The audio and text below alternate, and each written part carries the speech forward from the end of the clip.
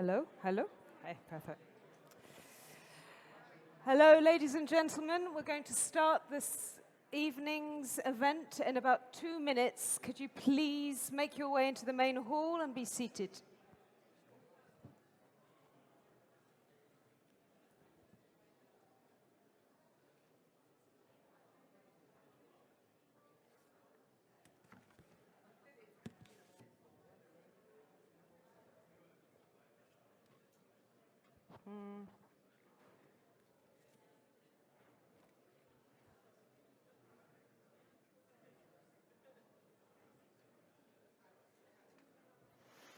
Oof. 32, okay.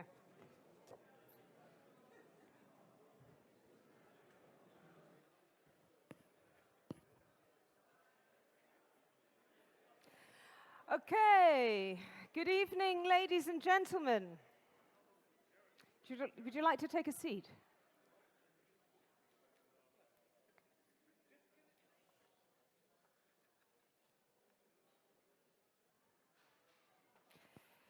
Right, the reason I'm stalling a little bit is because I can see there are a lot of people coming through registration, and I would love for them to hear all the speeches without them being interrupted, so I might stall just a couple of minutes and hopefully get the last stragglers in the room. As you can hear, I'm English. I do speak quite quickly, so I will be mindful to speak more slowly and to enunciate more clearly. And take all the time of the speakers, yeah. Right. Are we ready? Yeah. Okay. Ladies and gentlemen, honored guests, on behalf of the co-organizers, the Party of the European Left, the Workers' Party Belgium, AKEL Cyprus, and Levica Slovenia, welcome, bienvenue to Europe for the People. My name is Alison Stoker, and I will be your Master of Ceremonies for this evening. Before we begin, there are a few housekeeping announcements that I'd like to make. This event will comprise of 3 sessions, and they will run straight through, one after the other, okay? There will only be a very short break in between the sessions to turn around the chairs and the speakers, but this would be the opportunity to take a comfort break. So if you need the loo, that will be your time to quickly go, okay? Okay, each session will last approximately 45 minutes, and each session's theme will be introduced by a speaker who will be standing at the lectern. The other guest speakers will be seated. They will be given each 5 minutes to introduce themselves, where they're from, and what their focus is with regard to the theme. And then I will give the mic to the floor and you'll be able to ask some questions. The time is likely to go so quickly. So if you decide not to choose one of the pre-selected questions that will be shown on the monitor behind me, please make sure your question is clear and concise because of all the different languages in the room, okay? So keep your question, if you decide not to choose one of the selected questions, keep it short. We have such a small amount of time to extract all the knowledge and the experience of the wonderful speakers that we have with us tonight. I will try my best to keep it rolling smoothly and make it entertaining. I might get a bit hot. I might take off my clothes in the middle of it a little bit. We shall see. I'm very aware that we are represented by many different parties. I think maybe about 35 parties. We've got some chairs, ambassadors, MPs. So at the end of the discussion, there is a little bit of time for you to all mingle back where we had the refreshments and the finger food, okay? So use that opportunity to continue the discussions.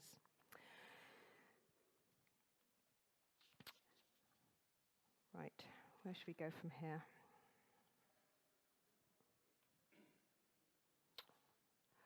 Okay. We're going to talk about some difficult topics. We're going to try and really look at the truth behind these topics as much as we can do in the little bit of time we have. We want to hear about the challenges that we're facing and potentially how we can come together to overcome some of these challenges that we need to face in order to serve the people. If we want to overcome the current global circumstances, we must, each and every single one of us, both individually and collectively together, fight back. And I would suggest that we fight back from a place of love. I say that because there's so much horribleness going on in the world right now. And I know through my own life experience and challenges that love is a superpower, okay? So let's hold on to that superpower today, come into this space on a political level, but with some heart here. Okay, so with no further ado, I would like to introduce a passionate politician who speaks from his heart, one I first had the pleasure of hearing speak at the Manifiesta, which was an incredible event that brought everybody together. A member of the European Parliament for the Workers' Party of Belgium, his work is currently focused on the fight against austerity, on Palestine, and on defending workers' rights. Please welcome to the platform, Mark Botenga.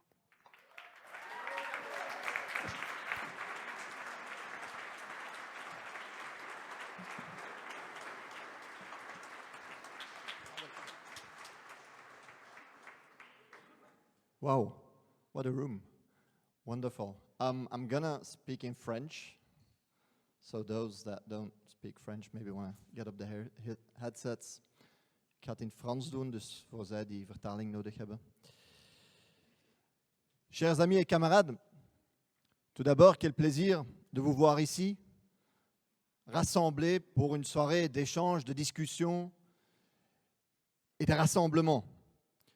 Comme vous le savez, ce n'est pas une coïncidence qu'on a voulu faire ceci, parce qu'actuellement, la Belgique préside l'Union européenne, porte la présidence de l'Union européenne, et donc nous avons voulu réunir ici des gens, des activistes, des militants qui se battent au quotidien pour une Europe différente, en rupture avec les politiques actuelles. Parce que malheureusement, les politiques de 5 ans de cette Commission européenne nous ont menés droit dans le mur et nous portent droit dans le mur. Sur différents plans. Sur le plan social, évidemment, en premier lieu. Imaginez-vous qu'aujourd'hui, 1/3 des Européens doit sauter un repas parce qu'il n'a pas assez d'argent pour manger 3 fois par jour. Plus d'1/3 des Européens ne peuvent pas prévoir aujourd'hui, ne peuvent pas aujourd'hui donner à leurs enfants même les besoins élémentaires de ces enfants. Dans un continent riche comme le nôtre, 46%, et j'arrête là avec les chiffres, mais 46% des Européens hésitent à augmenter le chauffage si jamais ils ont froid. Imaginez-vous ça. C'est le bilan de cette Commission européenne aussi. A-t-elle, au moment de la crise de l'énergie, bloqué les prix? Non. S'est-elle dit on va aller taxer les surprofits des multinationales, énergétiques, pharmaceutiques, militaires? Non.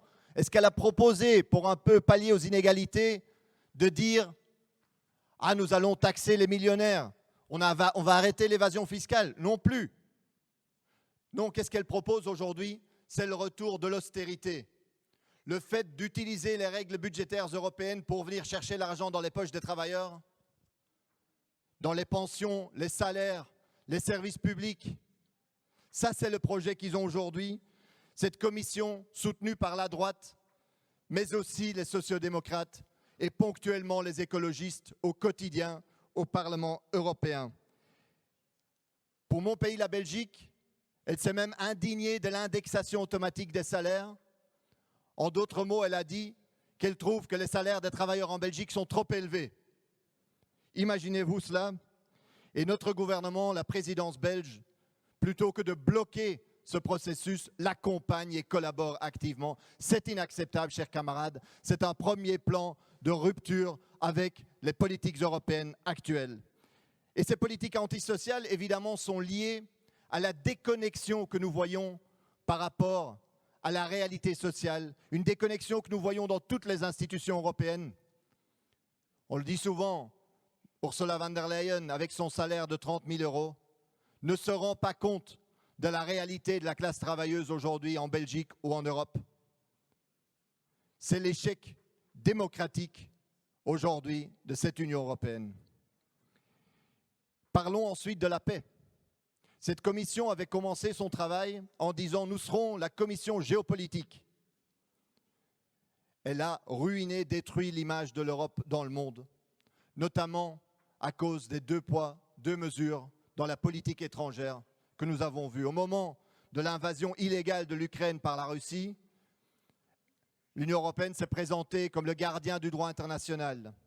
Mais quand aujourd'hui, à Gaza, Israël est accusé de génocide, quand il y a des décisions de la Cour internationale de justice, des experts des Nations unies, que fait-elle? Non seulement aucune sanction contre Israël, mais elle continue à livrer des armes et à même donner des subsides à Israël. Au niveau mondial, l'Europe, l'Union européenne a perdu toute crédibilité en tant qu'acteur pour la paix.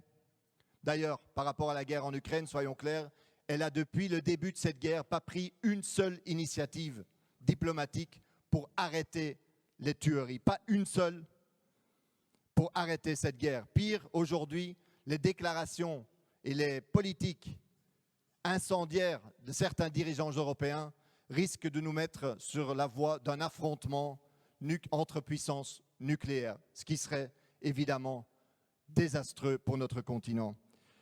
Prenons finalement le Green Deal, le plan climatique. On nous avait dit que cette transition serait juste socialement.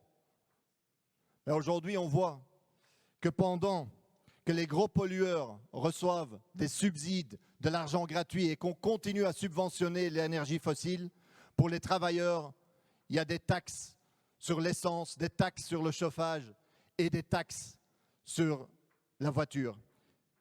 Mais nous ne sommes pas ici aujourd'hui pour déprimer, non, non. On est ici parce que nous portons l'espoir en nous. Parce que partout dans le monde, en Europe aussi, nous voyons ce que le livre de notre secrétaire général Peter Mertens a appelé une mutinerie.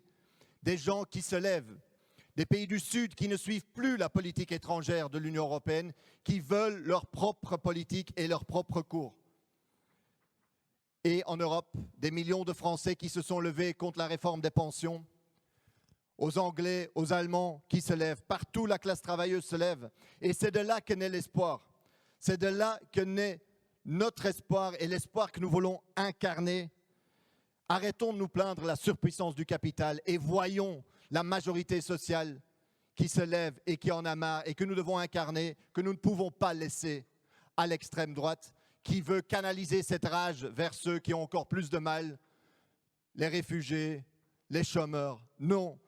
Nous le disons clairement, il y a des responsables chez les multinationales qui évitent l'impôt, chez les milliardaires qui n'en payent pas. Et c'est cette voie-là que nous allons porter. C'est pour ça que je suis tellement content de vous voir ici, réunis ensemble pour une soirée d'échange, de discussion, une soirée où je vais apprendre beaucoup.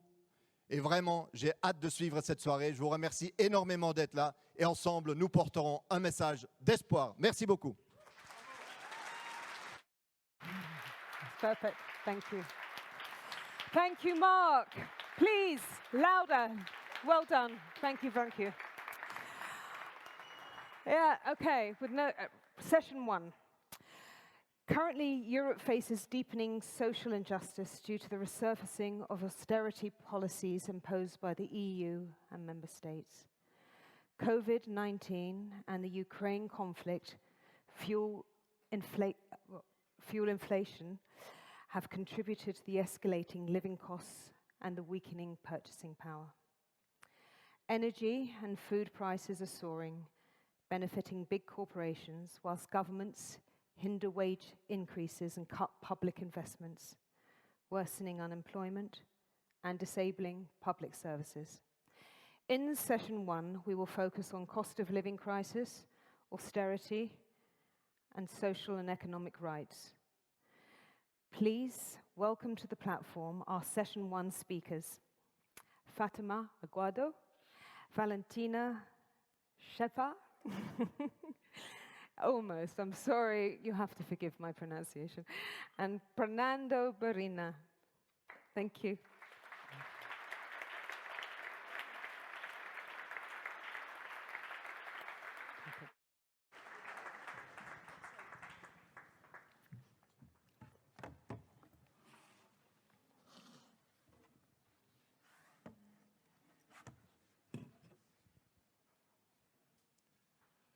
Good evening, everyone. My name is, as Alison said, my name is Fernando Barrena. I come from the Basque country, EH Bildu political party. I have been a member of the European Parliament this last term, and I am the nominated candidate for the next election in June. It's my pleasure to meet you this evening. Thanks particularly to the European Left and to the PTB for this invitation. And as I was saying, it's a pleasure to address a full packed agenda of outstanding issues that deserve our attention as left-wing political parties. Following the old tradition of the European Parliament, we, the panelists, have been allocated a brief 5 minutes time slot, so I will go straight to the point and try to sketch out a couple of ideas that I believe to be central to the issue of the rise of the cost of living, austerity, and social economic rights. First one is the issue of the tight link between the announcement of a pre-war scenario on the one hand and austerity and social cuts on the other. President von der Leyen and Charles Michel have recently and repeatedly stated in the last weeks that Europe is getting ready itself to directly involve in a war confrontation that, according to French President Macron, should bring the deployment of ground troops in Ukraine. And this sounds really frightening. All of us wonder ourselves about the real intentions of these speeches. Are they really considering the idea of an open military confrontation of European troops with Russia on Ukrainian ground? Or are we in front of a huge manipulation of the European public opinion to foster the increase by the capitals of the military budget up to 2% of the gross domestic product? I prefer to stick to the second option, on despite that both are not contradictory at all, and the increase of military budget can be the starting point for future militaristic wanderings.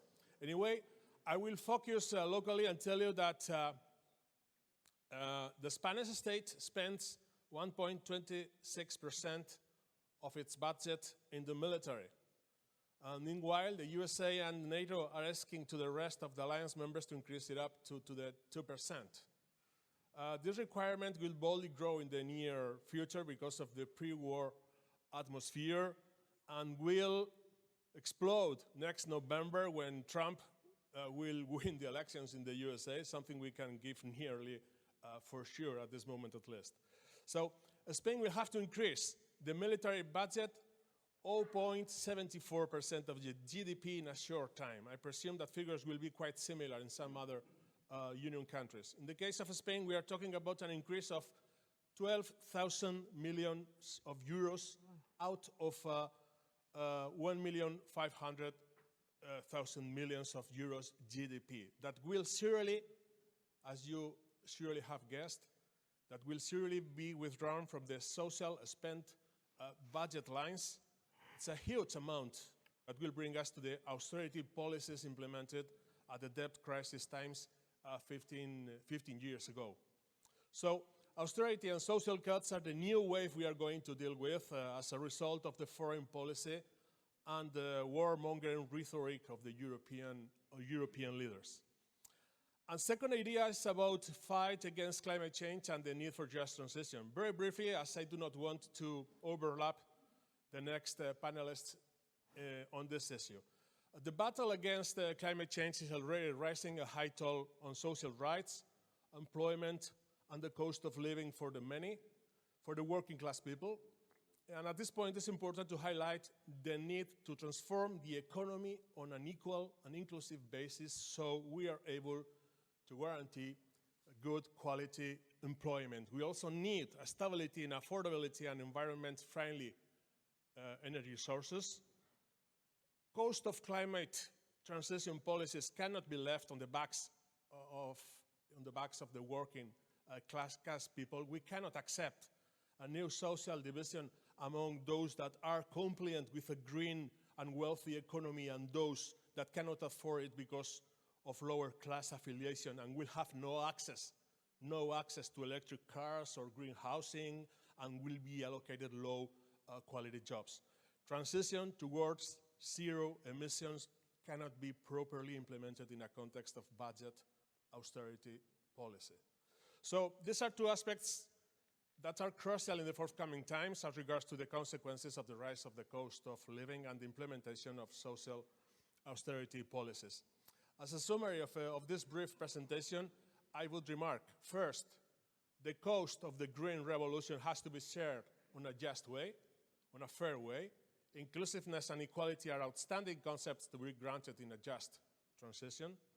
And last but not least, warmongering speech and imperialistic approaches to foreign policies are the worst enemies of the social interest of the popular classes. Austerity and social cuts will dramatically target the less empowered European people. So, in my opinion, a bold stand against the war and militarism, against NATO and a US-led world is a must for the European left and a prerequisite to fight austerity and social cuts policies. Oh. Thanks so much.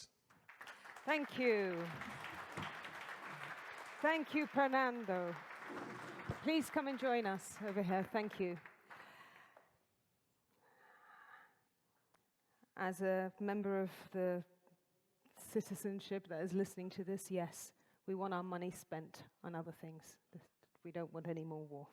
Anyway, our first speaker, absent speaker, is Elke K., the Austrian politician and award-winning mayor of Graz.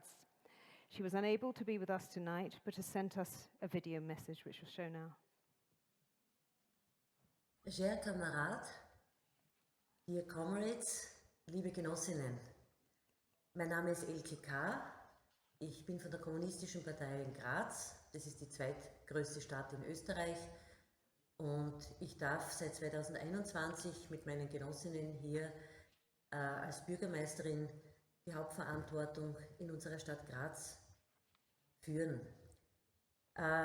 Ich bin keine große Freundin von Videobotschaften, weil ich lieber eigentlich direkt mit den Menschen rede und insbesondere natürlich auch mit euch lieber persönlich reden würde.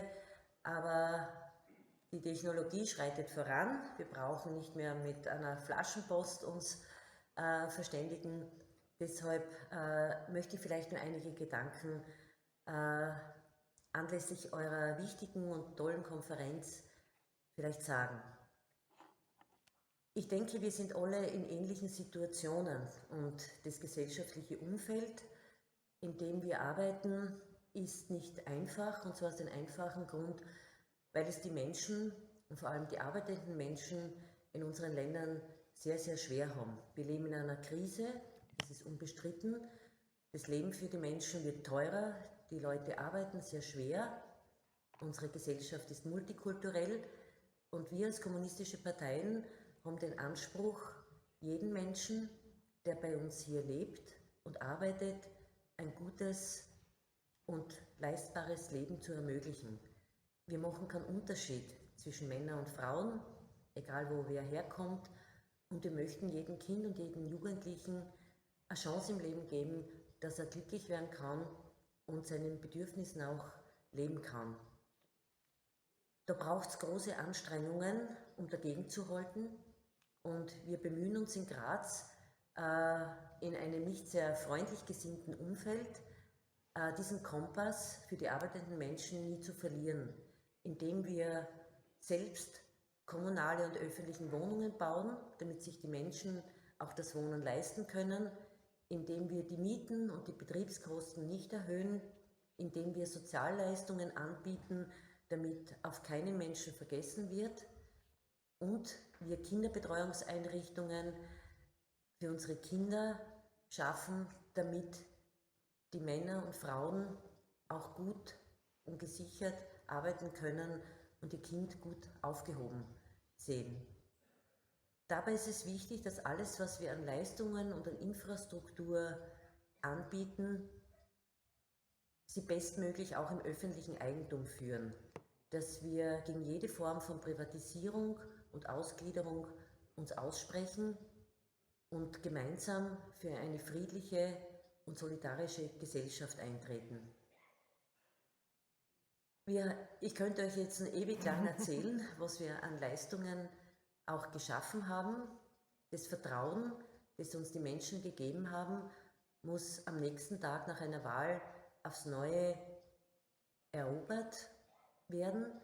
Und ich denke, wir sind bisher noch auf einem guten Kurs, und vor allem gibt uns viel Kraft, dass wir wissen, dass wir diese Arbeit nicht alleine machen, sondern auf der ganzen Welt und auch in Europa es viele Parteien und Menschen gibt, die die gleiche Sehnsucht nach einer sozial gerechten Gesellschaft haben.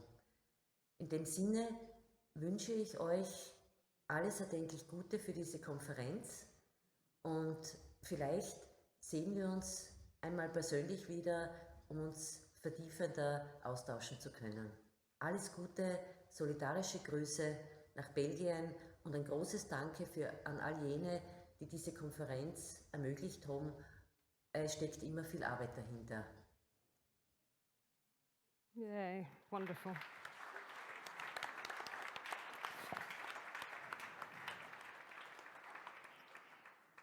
It says a lot, hey? Remembering to keep our heart in the right place and remember who we're trying to serve in all of this. Our next speaker is Fatima Aguado. She is currently responsible for Europe and the European institutions in the CCOO Trade Union Confederation, and has been involved in a trade union movement for over 18 years, I think it is, yeah. She was also active in the creation of the Amazon Workers Network and in multiple international networks, giving a voice to the working class citizens. Yeah, there you go. You can sit down. So, good afternoon, everyone. It's a pleasure to be here. And I would like to talk, giving a big thank you from Comisiones Obreras, the biggest trade union in Spain, and I'm very proud from being part of CCO. So I'm going to speak more about from my heart as a trade unionist, mainly as an activist.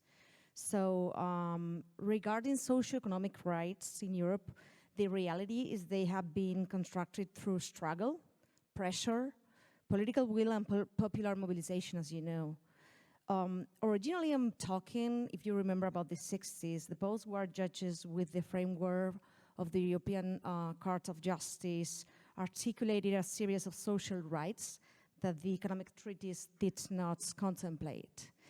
If you remember, in subsequent generations, other more neoliberal judges threatened the right to strike, if you remember Vicky and Laval sentences, while in Europe, non-binding soft laws were being made while threatening the international trade union movement. And now we have the European pillar of social rights in development. So the thing is that, does it mean they will be fulfilled? I make you these questions to you. Or will they remain watered down? Will they be included in a treaty reform? What's clear from a trade union point of view is that without opposition, without pressure, without struggle, they will be mere makeup promoting weak social policies, unless we work together with you for them and for us as workers. And companies, and Mark Botenka was saying it before, must be held accountable. They have to pay. So if we consider social rights in more than 169 countries, we need to figure out if they are really complied with. And social rights are considered key components that must ensure dignified living conditions for all citizens, like right to education, health, work, social security, and an adequate standard of living, among others. And of course, the crisis that we have been suffering for the last 15 years, financial debt, climate, COVID, now war, inflation, have darkened the landscape. And do you know what happened? That this crisis have filled the population with fear. With fear, the usual ones, the biggest, they try to make us believe that we will not have a better future. And our obligation as trade unionists, as progressive parties, is to tell them that they are wrong, that the future is not written. Countries have become, of course, impoverished. You were talking about that before, over these years. And there isn't always a single answer to the problems. We know that. But we must counter the neoliberal discourse, the far-right disguises itself as a protector of the common people, but fundamentally defends the usual interests. And let me give you an example. If you remember, by the way, thank you to the work of the Left Party with the European Work Council Directive, who was approved yesterday in the Employment and Social Affairs Committee of the European Parliament. But do you know what the far-right defended? They defended that companies must be protected, not the micro-enterprises, no, the transnationals. What should they be defended for? From the right that a worker in a transnational context has to protect their job? Who should be defended? Those who get rich at the expense of labor exploitation, manufacturing in third countries? That is why they intend, and we have to say it loud and clear, they want the working class to stay down, to continue maintaining their privileges, man, white and rich. They want us to be poorer, to not have dreams, because if they don't have dreams, if we don't have dreams, there is no hope. So as I told you, nothing is written, and because we're not willing to lose the rights when in Spain we won the elections. Even if the polls were saying the contrary, it is because we didn't want to lose our rights, the rights that we have fought so hard to win. So everything is through negotiation, organization, solidarity, resisting, being on the offensive. And we, of course, oppose the austerity measures because it betrays future generations, reduces the space for job creation, just transition, it fragments EU solidarity, and democratic decisions are not a good choice in this hard time and era. And the reform led us to predict other reforms, maybe, against pension, etc. I'm sorry, I'm just finishing. No, finish. We'll grab them. We did it with the minimum wage, with collective bargaining. We understand and we know that it's good for everyone. And I have much to say, but maybe we can continue after. Yeah, okay. When we do the Q&A, we can explore some of that. Thank you. Thank you very much, Fatima. Thank you. Let me introduce our final speaker for the session, Valentina Shepard. Did I do this right? I will teach you later. Thank you. Thank you. She is the head of the international relations for Levica. Did I do this right? Yeah. And is a passionate, lifelong activist who stepped into active politics about a decade ago. Yeah. You have kindly stood in for Simon, who is the Minister of Solidarity-Based Future for Slovenia. So welcome. Thank you, Valentina, for stepping in at the last minute. Can you tell us a little bit about what a solidarity-based future looks like? You've got 5 minutes. Thank you so much. I'm really happy to be here. So in every bad situation, a good thing. So I hope Simon will get well so I can be here and explain what this is.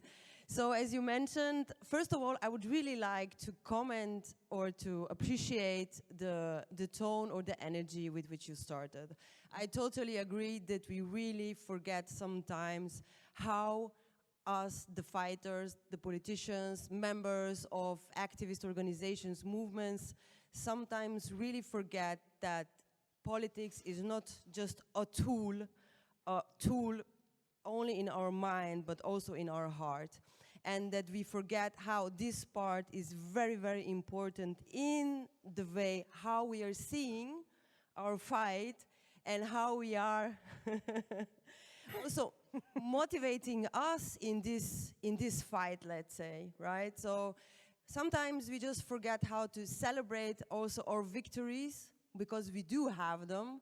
Even now, we also want to talk about the things that are not right, that we need to turn to left, but okay, you know, it's a fight. But let's also take our time and celebrate, just celebrate this kind of small victories on long term are very important, because we need to see it also as a long-term marathon 100%.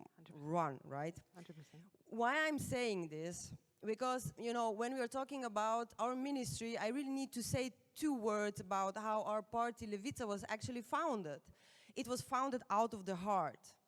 And this was actually also the reason that I came to politics, because Levica was a party that was basically founded on the streets after we had a right-wing government in 2013, 12-13, when there was also the echoing of austerity that we're witnessing again. So somehow the history is repeating itself, unfortunately, but also our fights and victories must though.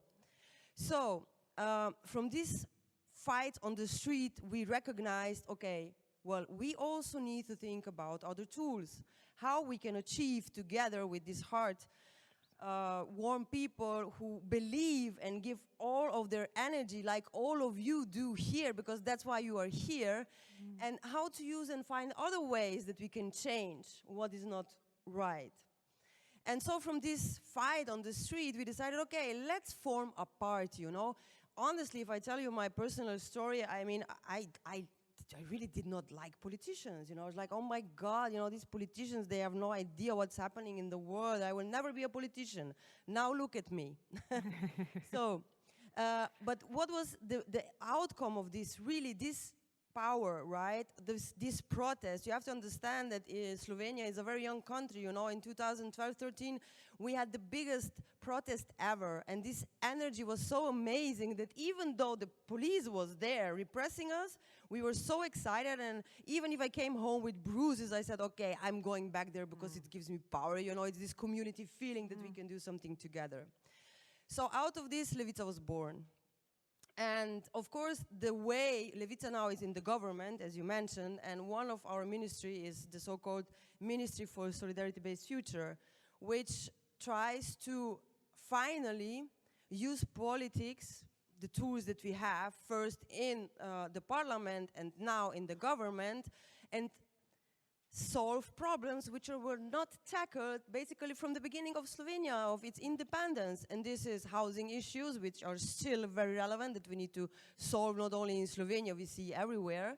Then what was also a big issue in Slovenia was elderly health care, like a structured system where you take care of your elderly people, find money, and really make a reform which is really based on the good living of our elderly people, citizens. And then the third point, which is really also very interesting and very important, because it also reflects the fact that we need to you know, strengthen the feeling that people have something to say. So we decided we need to strengthen economic democracy. We need to make people, workers, more involved in decision-making processes in firms, so everywhere, also in public environment. So, and this is a ministry that was created actually when Levica entered into the government 2 years ago, just on request of Levica. Of course, when you enter into government, from the streets, passing a challenging period, being a first parliamentary party in the opposition and now in the government, of course, it's challenging. I'm not saying everything is just, you know, a fairy tale. No, no, no. But we are like following this, and we never forgot where we came from. So whenever we are proposing a law or we know that we need to tackle some issues, We are always coming back to the root, and we are always involving and doing this fight together with the people who are not politicians, but they are willing to waste their time, heart, and energy to really change something. And we all know that this is also the best way to achieve something. It is. So, what is my call is also that maybe we should, like, you know, as I thought, not think that politicians are bad and they don't know how to do it, but, you know, to take back what politics really is. It's a tool.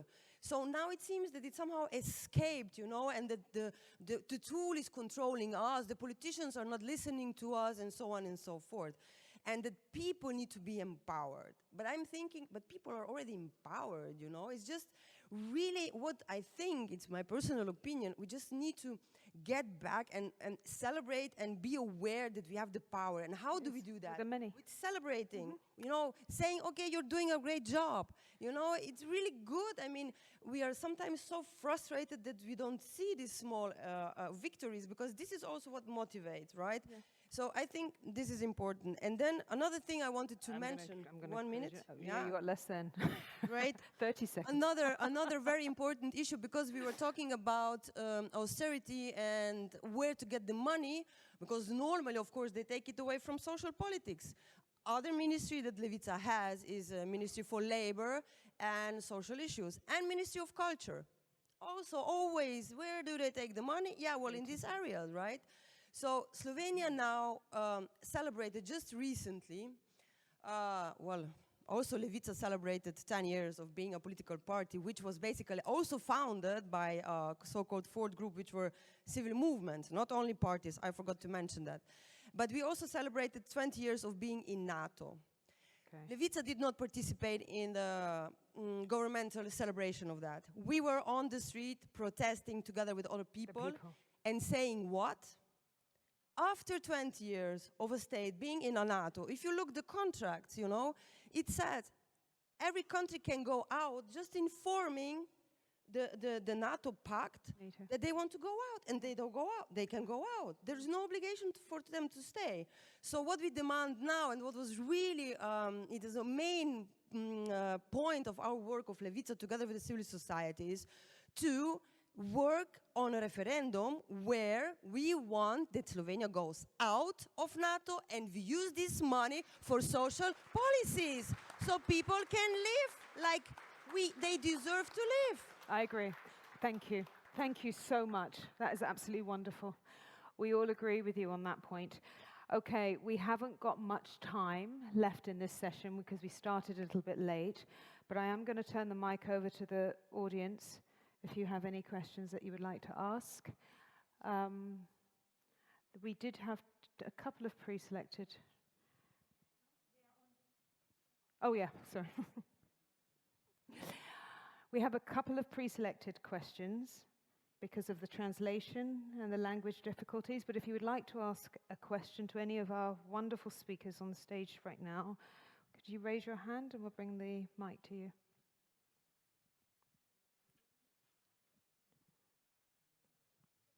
No? Okay. What about this? You have a question. Okay. Gentleman in the blue shirt. Grey shirt. Hey, I'm from Luxembourg, and I didn't want to choose one of those questions, but I wanted to ask, how can we as left-wing parties support people to rejoin labor movements and labor unions? Because I think economic rights and workers' rights are also often fought with labor unions, and we have a historic strong position in that, but we are losing on that end. Yeah. And how can we support workers to rejoin their unions? I get you. Okay, Fatima, would you like to take on that question? Or you can delegate? Yeah, wonderful. Oh, I've got another microphone here for you, darling, sorry. It's a good question because, of course, in Europe, we are decreasing. But my idea is to work collectively, to listen, be part of, as you were saying, you have to be part of the working labor movement, of the working people, of the reality of their companies. So organizing them, listening to them, not saying, okay, I will take care of your problems, but don't don't take care and talking from a privileged position, because that doesn't work. So if you give real importance to the workers, make that the worker is the the protagonist, the character of that history and of the change. So that would be my advice, and this is what we are trying to do in Spain also. It's to engage workers to be part of the labor movement too.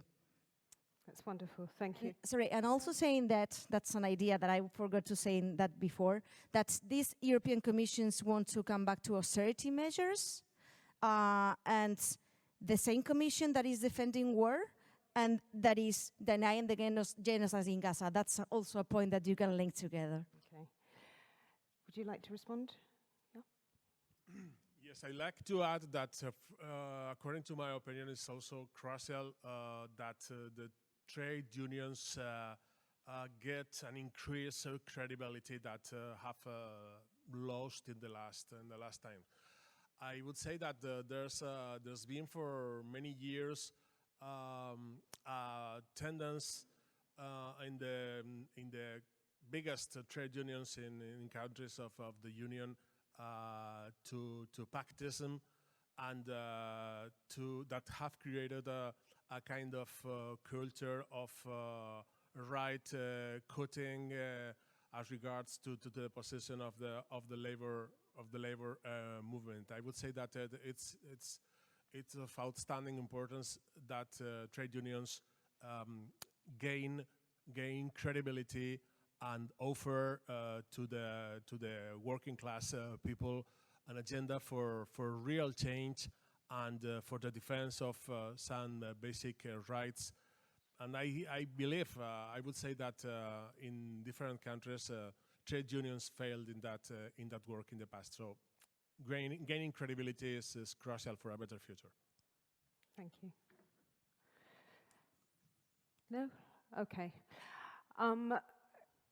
Could I get a show of hands here? We haven't got much time. We've got about 2 minutes left. Yeah, you would like to ask a question.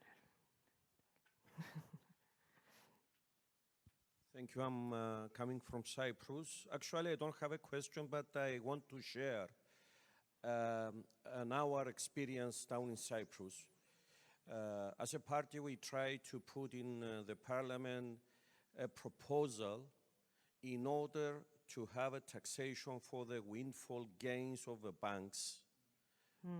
As a result, I mean the windfall gains, as a result of the increased interest rates. And in order to have more money to support the social policies of the state. And I believe that as a broad European left in the European Union, we should raise up the issue for the taxation of the windfall gains of the banks, of the energy companies, in order to support and finance social policies in order to tackle the high rates and I agree. to tackle all the problems that the society is facing now. Thank you. Thank you very much. Yeah, I'm going to call you to the stage in a moment, and so we can elaborate on that, but entirely. We definitely need more money, more levies from the workers to go back to the workers that we produce, the profits that we help them produce to come back to us. Okay, we're actually going to have to wrap up this session before I actually got to do a show of hands for a question, but remember there will be some time later on to mingle at the end of the conference. So, please put your hands together for our wonderful speakers from session 1. Fatima Aguado, Valentina, Fatima, and Fernando Barina. Thank you. Thank you very much.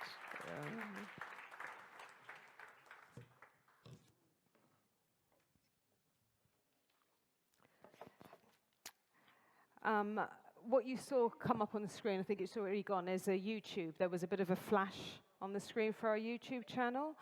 Can I just encourage everybody that is here, if you see anything you like, to share it, to use the hashtag handles, Europe for the People, I'll repeat that later on in the conference. Okay, moving on to session 2. There he is. I was behind myself. Okay. Please share this. We're going to try and create a platform where we can share all of the information. The YouTube channel will be populated with recordings from this conference, as well as videos from civil society organizations, social movements, trade unions, and political parties. So please use it. Session 2, Peace, Security, and International Law. Okay. Peace isn't necessarily the lack of conflict. It's the knowledge that it can and will be resolved. However, friction, I think Valentina was talking about this in the last session, friction creates movement.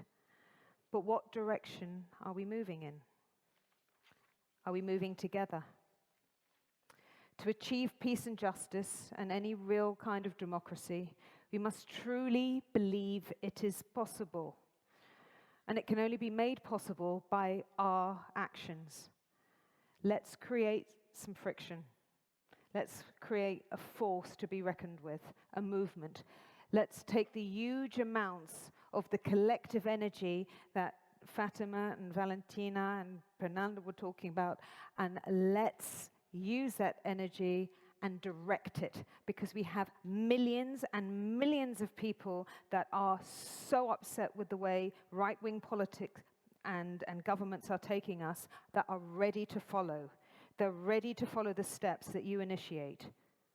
But it takes us coming together and initiating them together. So, please welcome to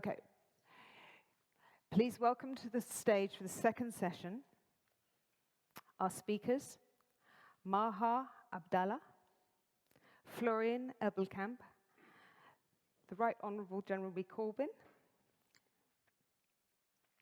and Stefanos, who will be speaking on the session 2 topic for us. Thank you.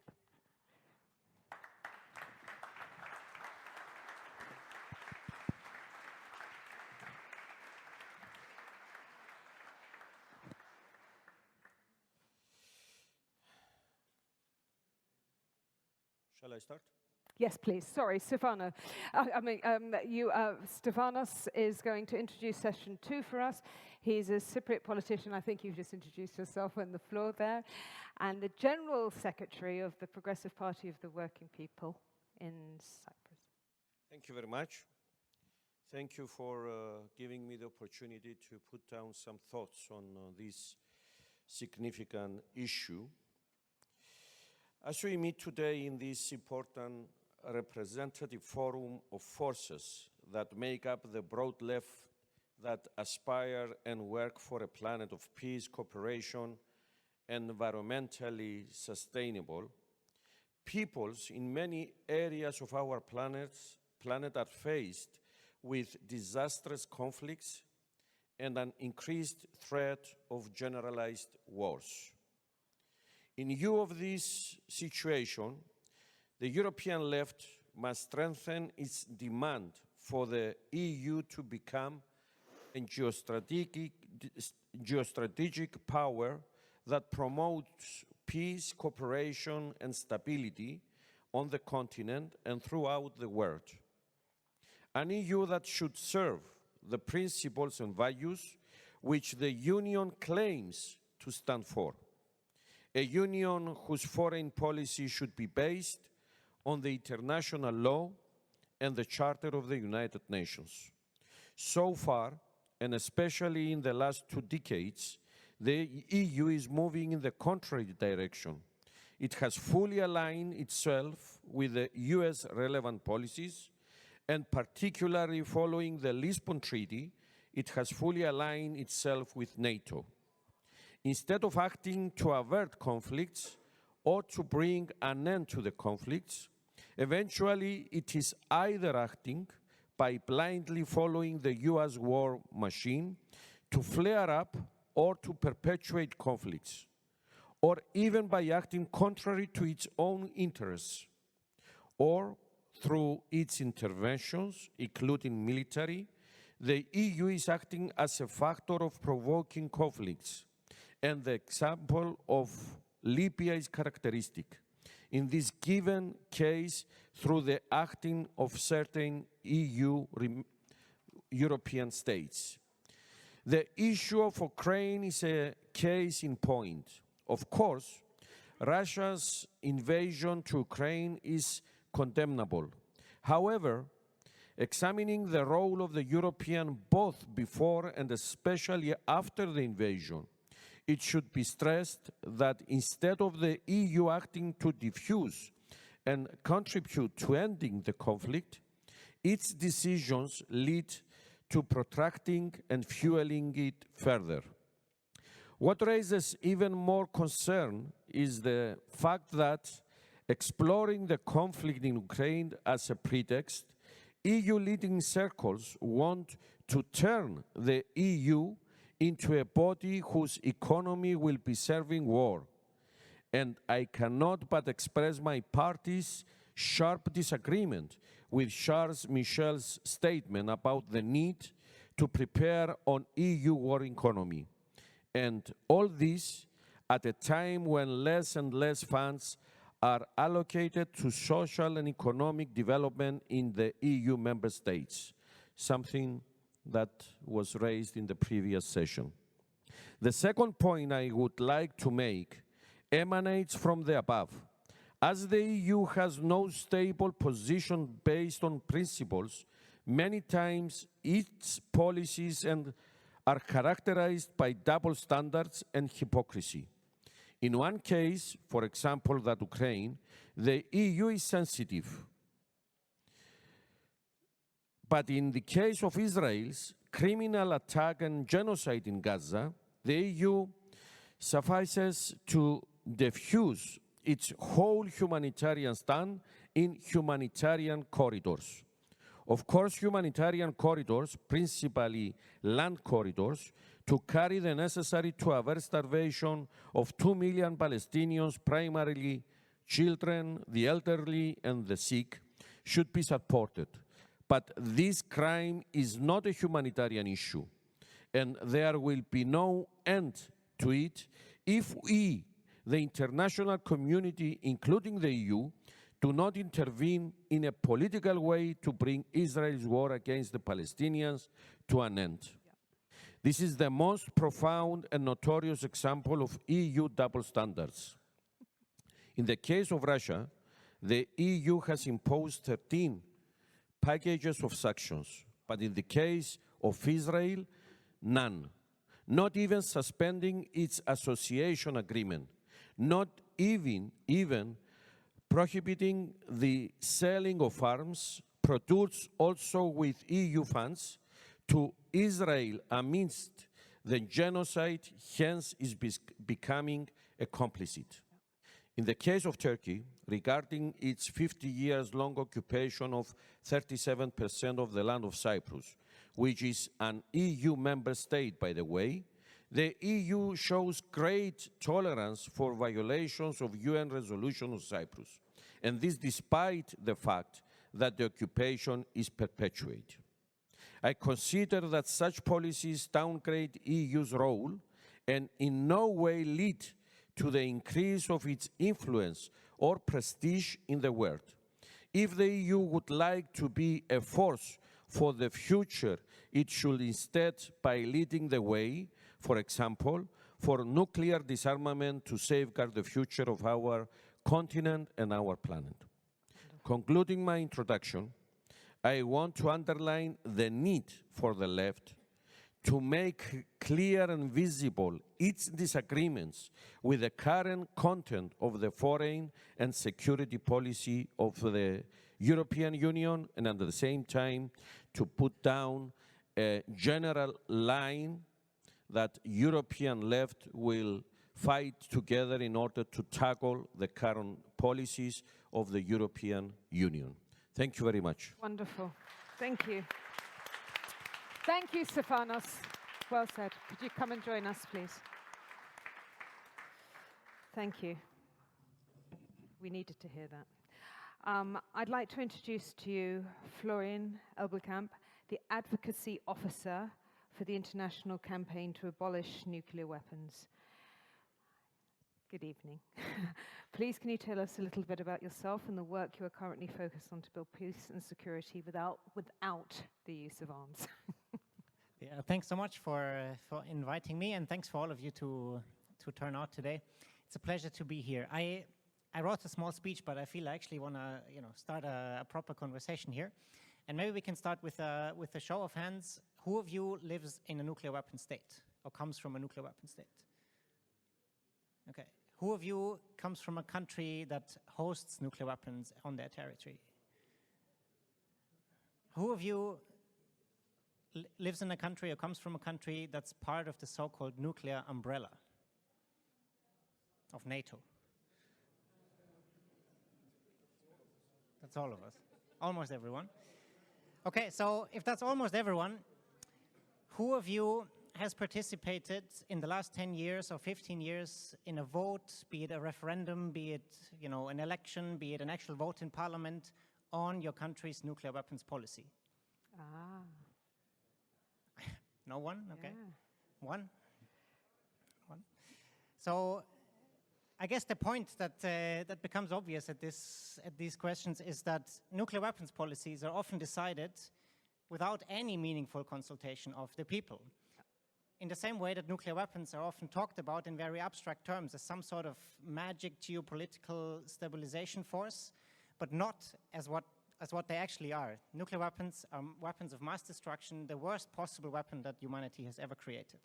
Now, I work for the International Campaign to Abolish Nuclear Weapons. We are kind of a two-fledged organization. On the one hand, we are a movement, so we comprise of, I think, more than 700 organizations now in almost 100 countries. And at the same time, we work with governments and political parties to get governments to join the Treaty on the Prohibition of Nuclear Weapons. This treaty is relatively young. It was adopted at the United Nations in 2017. And it doesn't any longer talk about nuclear weapons as some sort of security policy measure, as some sort of geostrategic abstract guarantee, but it talks about the humanitarian consequences of the use of nuclear weapon. It turns out, and to all of us this might sound obvious, but of course in the case of a nuclear war, even if it may be limited and relatively far away from Europe, no place is safe to hide. No country has the potential to cope with a nuclear weapon explosion anywhere. And therefore, of course, also every country, and that means also all of us, should have a say about our country's nuclear weapons policy.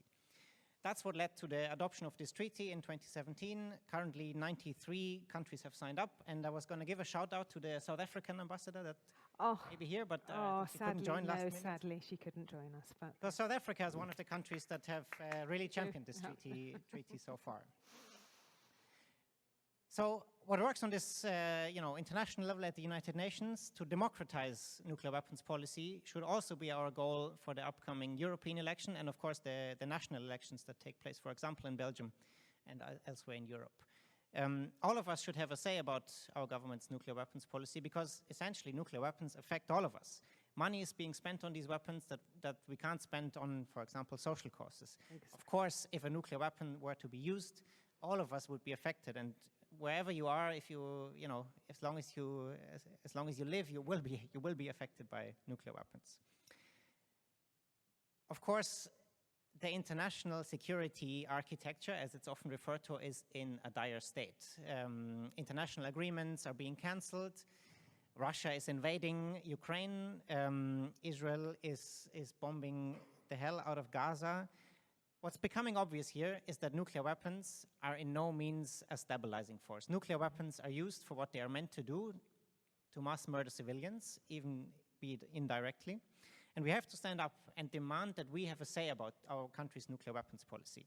So I want to close on 3 recommendations. Yes, please. I've heard a few remarks about NATO already, and I think it's always valuable to keep criticizing NATO. But let's not forget that NATO is not a government. NATO is, of course, representing governments, but we should hold our own politicians, our own governments accountable to the nuclear weapons policy they subscribe to. let's not bark up the wrong tree and fight a fight against NATO and some sort of supranational institution that essentially has very little democratic control. Let's focus on our own government. Secondly, I join you that we should celebrate the small victories. So can I get a round of applause for our incredible campaigners in Albania from today? Managed to get their capital city of Tirana to join the Icon Cities appeal that now calls on the national government to join the Treaty on the Prohibition of Nuclear Weapons. And lastly, let's have conversations about nuclear weapons in their real terms. Let's not talk about them as geostrategic phenomenons. Let's talk about them as weapons of mass destruction that kill all of us. Thank you. Thank you very much, Florian. Thank you. Thank you. Next, I have the pleasure of introducing a wonderful lady who was born and raised in Jerusalem and specializes in human rights law. She is active with civil society in Palestine and in the pursuit of human rights and justice. Her legal research and human rights advocacy at the UN and EU levels with Palestinian, regional, and international civil society organizations focuses on Palestine and corporate accountability. Please welcome Maha Abdallah. Maha, can you tell us a little bit about yourself, tell us a little about your work and how we as a global collective can support peace and justice for Palestine? Thank you, Alison, and thank you, everybody. Good evening.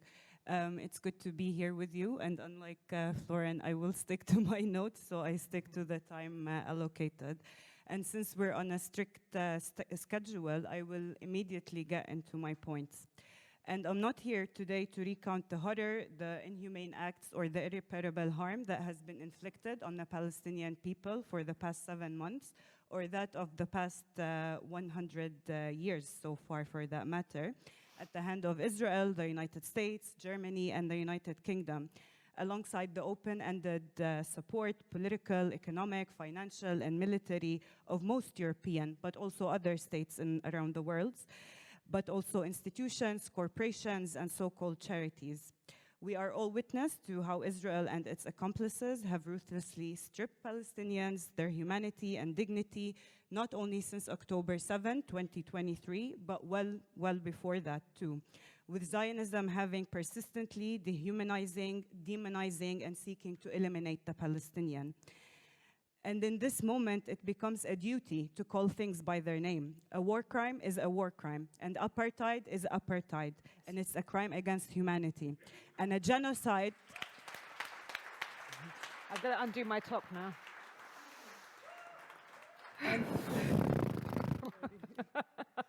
It's hot, sorry. The genocide is a genocide, and it's the crime of all crimes. And a military occupation that has lasted for more than 5 decades can no longer be defined as legal or justified, even if it has taken the international community and the International Court of Justice decades to start to deliberate on it. And a settler colonial state that has systematically denied a people of their right to self-determination, fragmented, persecuted, dispossessed them to be replaced by another group for nearly a century should be identified and treated as such.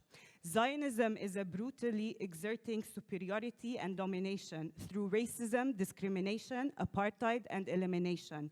Zionism must be recognized as such and rejected. Israel is a settler colonial apartheid and genocidal regime premised on Zionism, a political ideology. It must be recognized and treated as such.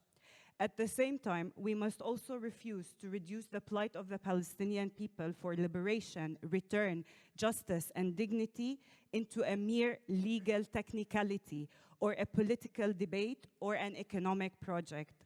As many finally challenge Israel's genocide and apartheid through diplomatic, legal, and political means, Europe continues to endorse Israel and to provide it with almost absolute impunity, while continuing to reiterate an already dead two-state illusional paradigm and insisting that it is the solution.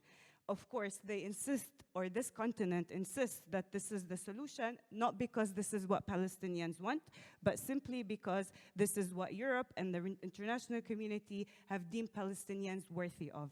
Perhaps this continent has forgotten that Palestinians are well able to imagine, envision, and articulate their political demands. Efforts wasted in this hollow political debate only seek to buy Israel and its accomplices time, while normalizing crimes, colonization, apartheid, genocide, under the guise of so-called security, shared values, human rights, and democracy. Today, there are many demands that Europe must answer, not only out of moral consciousness or empathy only, but rather as duty under international law and towards humanity in its entirety. Israel has been in violation of the International Court of Justice 2 binding orders since January and recently of March. It's not surprising, it's not new. Israel has always violated international law without any consequences. This has meant that violations have increased in scale and gravity over time, to the point of no return, today, a genocide. This has not affected or violated the rights of the Palestinians alone, but also posed serious threats to international peace and security. While the ICJ puts the entire world on order, on notice of the risk of genocide, when international peace is under direct threat and genocidal acts are being committed, states have a duty to act. Corporations, businesses, financial institutions, and other private and public institutions must also adhere to their responsibilities under international law. The genocidal war economy must be disrupted. We need states to immediately impose an arms embargo to stop the export and transfer of weapons and relevant materials to Israel, because its ability to continue its war and colonization depends on it. The same goes for trade and cooperation in the tech, surveillance, oil, gas, and green energy industries. Targeted economic sanctions are essential. And to materialize this, it is necessary that alliances and coalitions are formed and extend beyond this room, beyond the left as a political movement across Europe. It must find its way to bridge with other groups across Europe and around the world for the interests of people in Palestine, but also for the interests of people across Europe, to protect them against repression of their rights, including to equality and non-discrimination, privacy, freedom of speech, freedom of association and assembly, among many other rights. We need to see these measures and other similar ones be introduced into your own political programs, making their way up to the government, to national governments, and actually be implemented. The voices of the streets of Europe calling for an end to genocide, the dismantlement of apartheid and colonization, must find their ways into European political institutions and representation. The discrepancy between the streets and institutions of power should alarm every European citizen. We need to see parliaments and trade unions mobilizing in coordinated and strategic ways. We need to see political representatives and policymakers make their way to Palestine, particularly to Gaza, or at least try, to challenge the imposed siege, the blockade, and to help push the entry of essentials for survival to Palestinians in Gaza, for a people enduring famine and genocide. At such immense moment of cruelty and despair, we cannot submit to dehumanization. We cannot submit to lawlessness. We cannot submit to ruthlessness. Not again. We already know the devastating human cost of all of that. Thank you very much. Thank you. Thank you, Maha. That's really powerful. Thank you.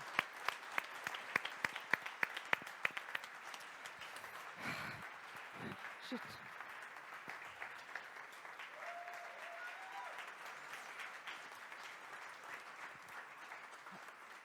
Thank you. That was a very powerful speech. Okay, the next speaker needs little introduction. He's a twice elected former leader of the Labour Party in the UK. He's been MP for Islington North for over 40 years. And yeah, he looks so young. And a parliamentary member. And a parliamentary member, I know him well, it's okay. And a parliamentary member of the Council of Europe. His expansive and lifelong campaigning for peace and justice and human rights, including the Israel-Palestine conflict for many, many years, has taken him across the world advocating in senior roles. Please welcome the Right Honourable Jeremy Corbyn. Thank you. Thank you. Thank you, Alison. And two things before I give my message. First of all, huge thank you to the Workers' Party in Belgium and all the others that have organised this event. It's become a leading centre of thought, of idea, of artistic endeavour, of creative thought, and giving real inspiration to socialists all over Europe. So thank you very much for all the effort put in for this event, Manifesta, and so many other events. It's very important that we work with each other to achieve real social change. And secondly, Mara's contribution now was absolutely fantastic. It's not up to us to tell the Palestinian people what their course should be in history in the future. It's our job, our task, to show complete solidarity with the Palestinian people in their struggle for their own rights. We live in very dangerous and very perilous times.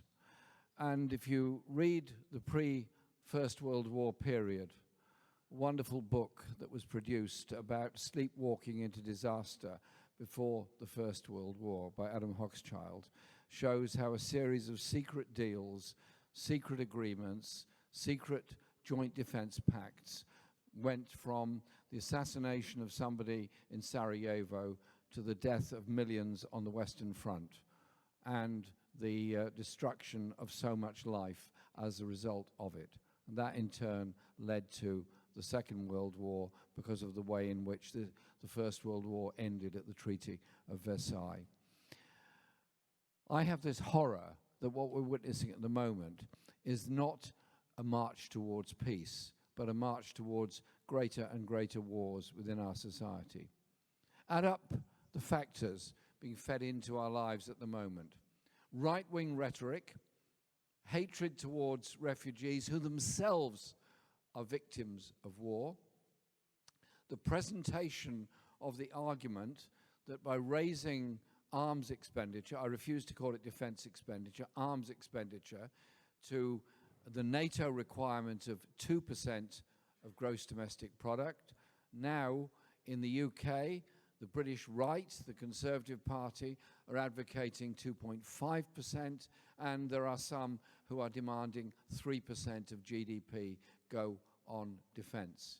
At the very same time that the UK government is privatising our health service, not providing the social care that's needed, and cutting expenditure to every local authority in the country and all the social services that they provide. Sometimes I feel in Parliament as though I'm living in a parallel universe when politicians tell me that our security depends on having nuclear weapons. Run that past me again, please. Our security depends on the ability to take part in the destruction of the entire planet. That is the direction in which we're being taken at the present time. The war in Ukraine is terrible, wrong, and Russia is wrong to invade Ukraine. Everybody knows at some point that war will either explode into something absolutely horrific beyond belief, i.e. a nuclear conflict, or there will be a diplomatic way forward of some sort, which will involve a deal between NATO and Russia, which will involve a deal. Everybody knows those are the choices. Are we going to take those choices of the option of ending the war, or are we just going to plow on with it and allow all the world's arms manufacturers to make lots of money out of pouring more and more weapons in, both in Russia and in Western Europe and the United States? And then you look at the horrors of the war in Congo at the present time. Nobody's mentioned that so far. There's a massive war going on in the Congo. Thousands of people are being killed. For what? The greed of mineral companies to get coltan out of the ground to sell to mobile phone manufacturers all around the world. The mining companies have clean hands in this matter because they wouldn't dream of using child labor. yet it's used, and people are killed in order to promote that. And then, of course, the horrors of the war in Gaza. But the demonstrations in my country and around the world in support of the Palestinian people, we almost had 1 million people on the march towards the US Embassy in Britain. And all of the media were against us, and the government even considered bringing in legislation to ban the march. 1 million people turned out to show we are determined to support the Palestinian people of Gaza. And there was an enormous number of Jewish people on the march from the Jewish bloc, from Jewish Voice for Labour, Jewish Social Society, and so much else, to show we're not going to allow racist ideas to divide us. We're a united people demanding peace. And so it's up to the left across Europe now. Are we going to challenge the idea that arms expenditure brings us security, or are we going to offer the ideas of arms conversion, where you provide those brilliant skilled people in the arms industry with good work producing socially useful and necessary products? Are we going to challenge the march towards war? We have to do that. We cannot give in to the right in this. We cannot give in to the racist rhetoric which leads us into wars. It's up to us to show solidarity with the victims of war, but above all, to be that voice for peace. Real security is not the ability to kill each other. Real security is food, is water, is education, is healthcare, is environmental sustainability. I'm for real security. Thank you. Thank you. Thank you, Jeremy. Thank you. Thank you.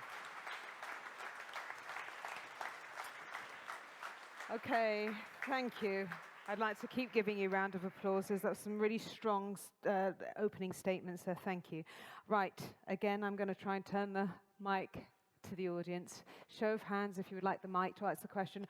Please make it a concise question because we're running short of time and I don't want to have to stop you. There are 2 pre-selected questions. If you'd like to choose from them, that would be fine, and choose a speaker to answer it, or you can deliver your own question. Yes, maybe my question is linked to the second one. Okay. I think we are at a meeting about Europe and what kind of Europe we want for tomorrow, very soon, in 4 months. So I was wondering how we can make all today Europe accountable for the complicity towards the war in Gaza, towards what is happening, towards this fight against a weapon and so on. I think there is a way. I mean, we are demanding ceasefire, we are marching and so on, but we are not heard. Is it possible to have a legal way, like we are sue? Yep, I hear you. You know, member state for climate inaction, or there has been other, juridical actions against state or multinational are taking place. Can we not do juridical action with lawyer? I'm not a lawyer, but because Europe is accountable at sign a convention, agreement, like suspension of Israeli agreement. So would you agree that we could pursue the member states, the European member states, to show that's not the Europe we want, and that they are complicit and guilty? Totally, thank you. Who would like to take on board that question? Do you want to try? Start, Maha? And Jeremy, okay. Good question, and it fits in with the other questions here. Is Europe going to go down the direction of becoming a European-wide army, a European defence force, and a European interventionist force, which apparently is what is being proposed by the right in Europe? Or is it to go down the road of democracy, human rights, and accountability for conflict? And I praise the South Africans for having the courage to take their case to the International Court of Justice, and I praise those that are trying to defend the European Court of Human Rights. Europe has a choice. Are we going to go down the direction of recreating 19th and 20th century colonialism through a European defense force, so-called, that will intervene all around the world? Or are we going to say, we've learnt the lessons of war, and we will be the promoters of peace? When you see the European Union promoting European-wide arms manufacturers, a program for developing of a greater arms manufacturing capacity across Europe.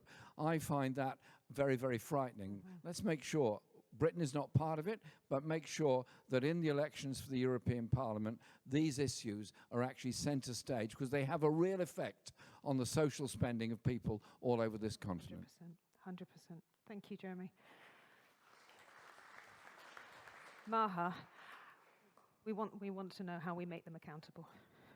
There are many ways to hold states and individuals, representative of states or governments or other authorities accountable, but also individuals representative of corporations, banks, pension funds, and so on, that are directly and indirectly involved and contributing to grave violations of international law in Palestine or elsewhere around the world, and international crimes, war crimes, and crimes against humanity, and the crime of genocide. And in the past few months, we've seen a series of different legal actions take place around the world. The case against Israel by South Africa at the International Court of Justice is one example, invoking the Genocide Convention.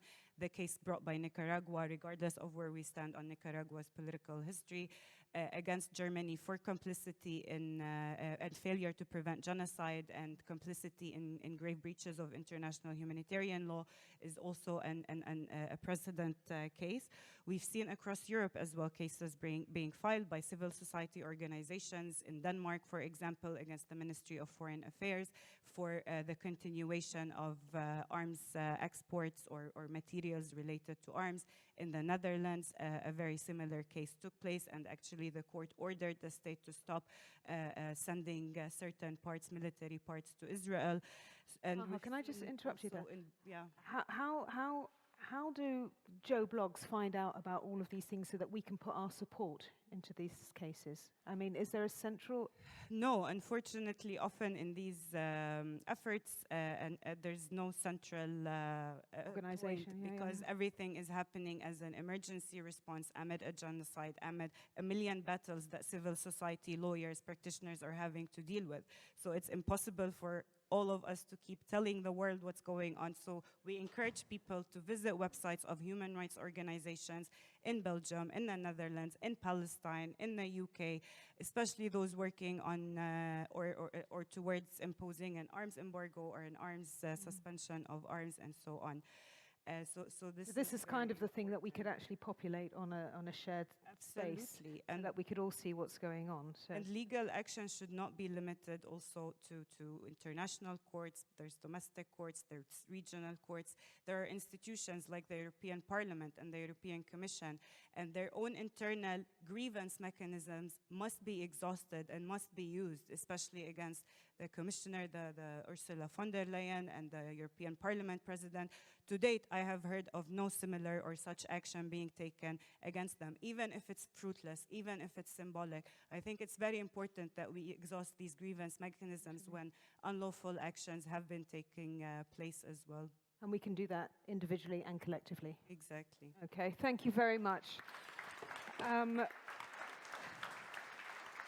Do we have any other questions from the floor? We can only take one more, I'm so sorry, but we'll have some time after to mingle. Let's see if we can get you. No, yes or no? Yeah? Words are about the interest, as you mentioned, but not the interest of the people. Despite that, the people are increasingly pro-war nowadays, and this is due to the messages that they get from the media, and they are working against their own interest. And even the EU, for the first time, is not speaking about peace. My question is it possible for the left to have a common strategy, a long-term strategy, common pan-European, to alter this and create a pro-peace attitude to the people, especially the young people? Because I think it's not important to agree in here. It's important to get the people that are not... The collective together, yes. Not very involved in all this, and are very easily pro-war. Thank you. Thank you. Can I just understand, you're saying that from the media, you believe that the public, if you were to listen to the media, want war? Yeah. So how do we counter that too? Yes. I think even the Ukraine-Russian war has been prepared for the past 5 years. I remember also the debate for the European Commission where the European left was the only one with Alex Tsipras. Okay. A peaceful All right, approach. due to the shortage of time, I'm going to give that to Stefanos and Florian. Do you want to tackle it together? Oh, well, one at a time, obviously. The issue of peace has been, I think, the basic issue that was creating a solid basis on which the masses exert their solidarity to the struggling people. And I believe that we should reborn this culture and this history mainly of the left. I know that during the 60s and the 70s of the previous century, there were massive manifestations and protests against war, for example, the war of Vietnam. And this was giving the opportunity to the progressive forces and especially to the left to raise issues on implementing the international law, implementing policies for the security of the states and of the people. And I think that this is one of the main issues that the left forces should bring up during this period. I mean, going to the European elections. Bring up those yes, examples, okay. to be one of the central issues of the everyday political agenda. We should exert pressure on the ruling circles of the European Union to answer about their policies, about the double standard policies that A bit of name and yes, they shame. develop. In case of Ukraine, in case of Israel, I mean, they put sanctions against Russia. Okay, fair enough. They invaded Ukraine. And what about Israel? Yeah. What about Turkey? I mean, with the perpetuation of the invasion and the occupation in Cyprus. So, if we reveal all this in the consciousness of the people, then I believe that we give a chance to have a massive popular movement in favor of peace and security and international law. And that is a goal that the left movement in Europe should put in front of it and to work on it. This is very important. Thank you. That's good. Florian, we've only got about a minute left. Do you want to? We'd rather have another question. I mean, You can have one quick question. We're meant to finish the session really quickly.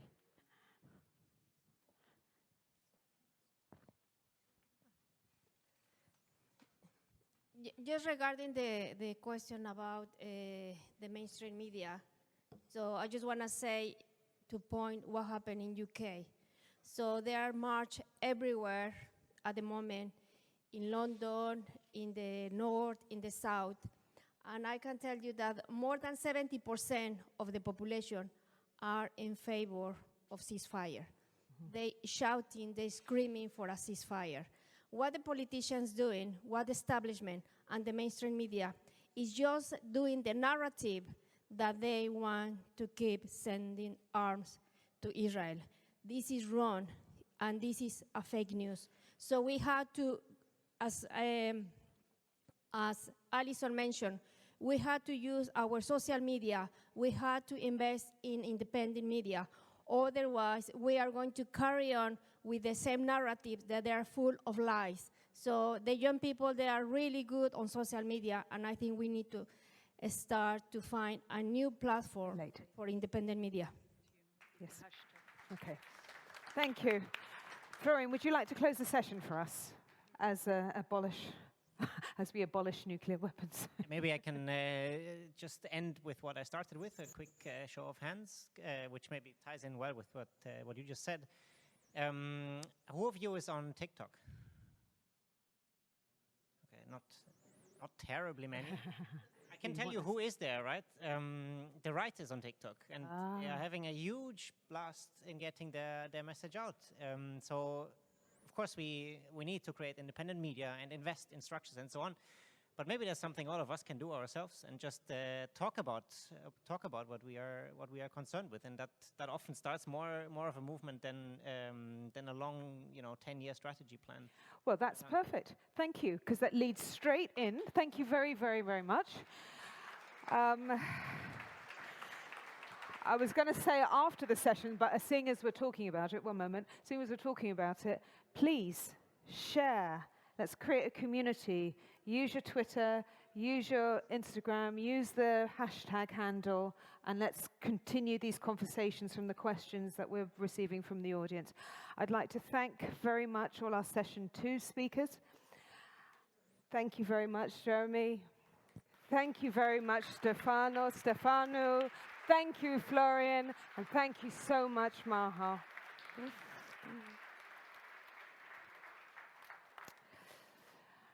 Okay.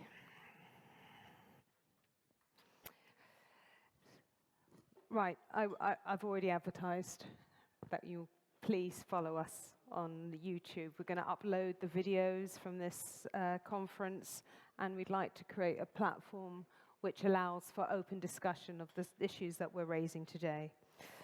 Okay, session 3. Are you ready? This is the final session. You've all been great. Not many have gone for a comfort break, so you've done really well.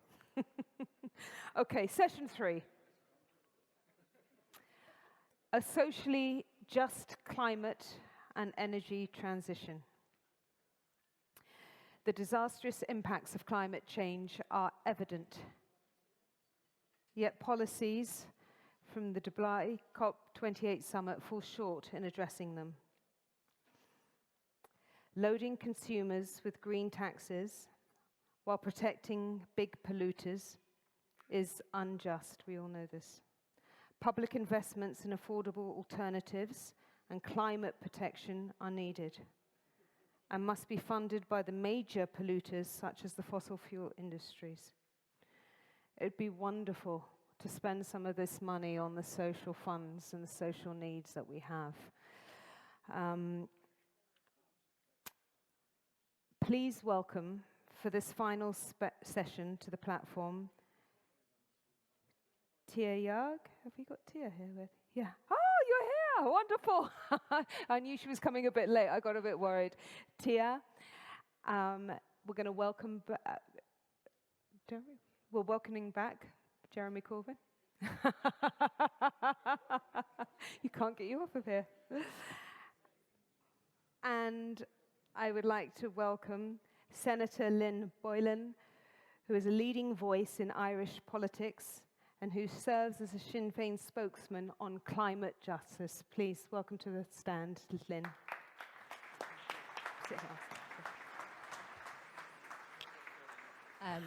Thank you, and thank you for the invitation to speak today. And I know that the whole purpose of tonight is to be, a positive event and how the left can work collectively. But I hope you bear with me when I'm going to be a little bit provocative, just given the topic that we're discussing tonight. And I think that is that when it comes to climate action, I think the left dropped the ball on climate action. And I'm not for a second saying that we are climate deniers. Absolutely not. We all agree climate change is real. We all agree that governments need to do more, and we all agitate on behalf of that. But when it came to what our priorities were, I think climate change slipped down the list, and I think if we're honest, we would accept that. And again, saying there's very legitimate reasons for that. First, we're busy. Being a left-wing activist is exhausting. Just look at the topics we've covered tonight. You're constantly fighting injustice. So whether it is workers' rights, whether it's austerity, whether it's anti-war, corporate greed, international solidarity, we're firefighting all the time. And secondly, there were a lot of NGOs out there that were kind of lobbying on behalf of climate change, and I think we kind of nearly left it to them. And thirdly, I think sometimes, again, if we're being honest, climate action conflicted with some of our left-wing policies.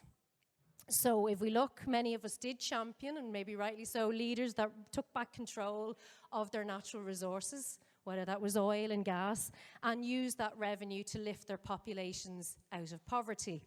And calls to leave it in the ground were hard to swallow if that meant that you were foregoing millions in revenue that could help your population and help to address social inequality. Or leave it in the ground meant ending employment for thousands of workers, whether they were coal miners, whether they were oil rig workers, or whether in the case of Ireland they were involved in peat extraction. They were well-paid, unionised jobs. So I think where we missed a trick, and this is what tonight is about, how can we move forward, is that we should have followed along the lines of the environmental justice movement, because the left were very involved in the environmental justice movements. And they were rooted in social justice and the importance of economic and political alternatives. And instead, what happened with the climate movement, I think, is that, certainly in the global north anyway, is that it was captured by the liberals. And it was captured by middle-class white do-gooders who championed climate measures, but measures that were designed to ensure that capitalism and economic growth went unchallenged. They wanted to switch their diesel SUVs with electric SUVs. They want to retrofit their homes so that the savings on heat can help them to buy more luxury products or maybe take a few more breaks abroad. And I was an MEP during the Single-Use Plastics Directive. We wanted to ban plastic straws, fair enough, but heaven forbid we would actually take on the plastic manufacturers. And then we heard about regressive taxes that fund the transition and why carbon taxes are essential. And so not only do we as the left know that these measures are never going to go far enough to actually doing what needs to be done when it comes to climate change, nor will they address the historical responsibility for the emissions of the global north. But probably the most damaging part of it is that they have significantly undermined the public acceptance for climate action. And that's where we have a job of work to do. So I suppose my appeal to all of you tonight, and maybe to facilitate the conversation, is we need to go back to those environmental justice roots. We need to set out our vision, the left's vision, for what is a decarbonised future. What does that look like, a truly just one? And I think despite the damage done by years of neoliberal climate measures, there are positives that we can build on. The research shows, and this is in most countries, the public get it. They know that climate change is real. They know that climate action is essential. So we have to build on that. If we look at our young people that were involved in the Fridays for Future, they get it. They were calling for system change, not for carbon taxes. And also, I think the thing that we have going for us is fairness. Because fairness as a concept has a deep public resonance, and the left get fairness. We get what that means. And so to date, I think the Green Movement has appealed to individual self-interests. Our strengths as the left is that we can appeal to the collective. We can appeal to the restoration of a social contract, of the collective benefits of cooperation when it comes to climate action. And so while we were once focused on renationalisation of fossil fuel resources, we must now champion the state-owned renewables. The developer-led model alienated communities who saw little material benefit from the renewable transition. And likewise, we need to see reform of the energy markets. All of us in the EU know that the liberalisation of the energy markets has been a disaster, and a disaster for households. And we've seen that really acutely during the onset of the war in Ukraine. We also need public-public partnerships where we share our technology and we share knowledge between the global north and the global south, and all of those innovations. We need a just transition for workers that's not just a soundbite. If I hear more right-wing politicians talk about a just transition, they don't know what it actually means. We have to set out, what does that look like? How is it going to be funded? How do we ensure that the future green jobs are also secure and well-paid jobs like those fossil fuel industry jobs? And we need to start now identifying the sectors that are at risk so that we can set out and design the roadmap for what did the future look like. Is it continuous education and funding that? What is the roadmap for the workers that are at risk? Because we did let the fossil fuel workers down. We can't let all of the other sectors that are going to be part of the decarbonisation down in the future. And we need to ensure that artificial intelligence is a force for good. It absolutely can be, but it's also going to be responsible for job displacement. And how do we ensure that we collect the revenue when it comes to artificial intelligence, that it's benefiting and helping to fund the transition? And also, how do we make sure that they pay for the vast amounts of energy and water that they're using? Can we use some of the money that we could raise through that to build out our care and our creative sectors? So look, I hope that the conversation tonight will be that we will we won't be able to answer all of them tonight, but that we go away thinking, what is the left's vision for climate action, and how do we take ownership of climate action back from the Liberals, who unfortunately have undermined public solidarity in that, and how do we work cooperatively and rebuild the public confidence in climate action? So thank you. My mic's off. Hello? Hello. Thank you, Lynn. That was really powerful. Thank you. You covered all the bases there. Thank you, thank you, thank you. Okay, before we get our next speaker, we have an absent speaker who sent a message. It's a very powerful, emotive message by Anuna de Weaver, who holds a commanding presence in the global climate movement.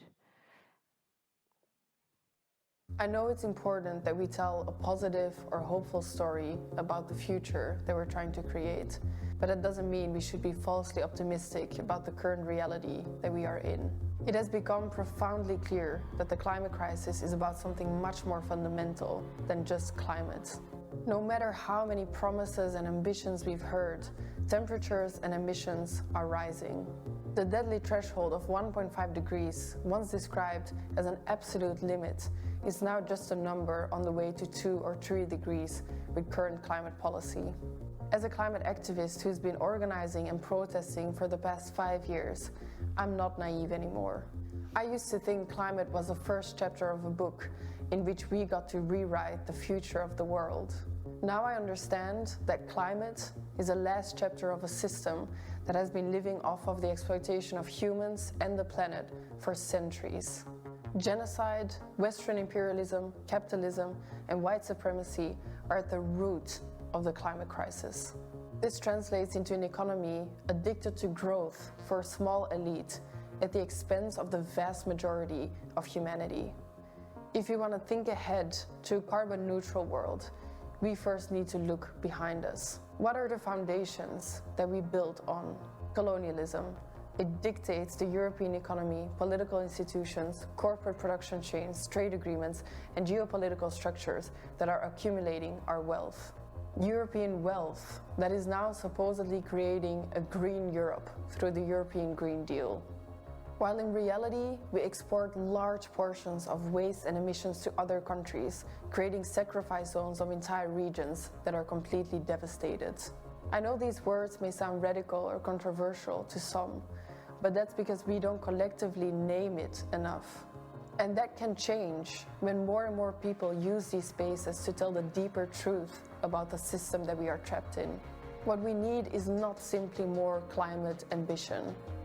We need to get rid of a system that creates winners and losers, oppressed and oppressors. For the other activists here who are also part of the movement of movements, we have a real responsibility to expand our struggle and make real connections with other movements. There is currently a genocide happening against the Palestinian people with the support of Europe. Billions in profits for the oppressors, tens of thousands murdered of the oppressed. This is just one symptom of a system that unfolds everywhere in the same way.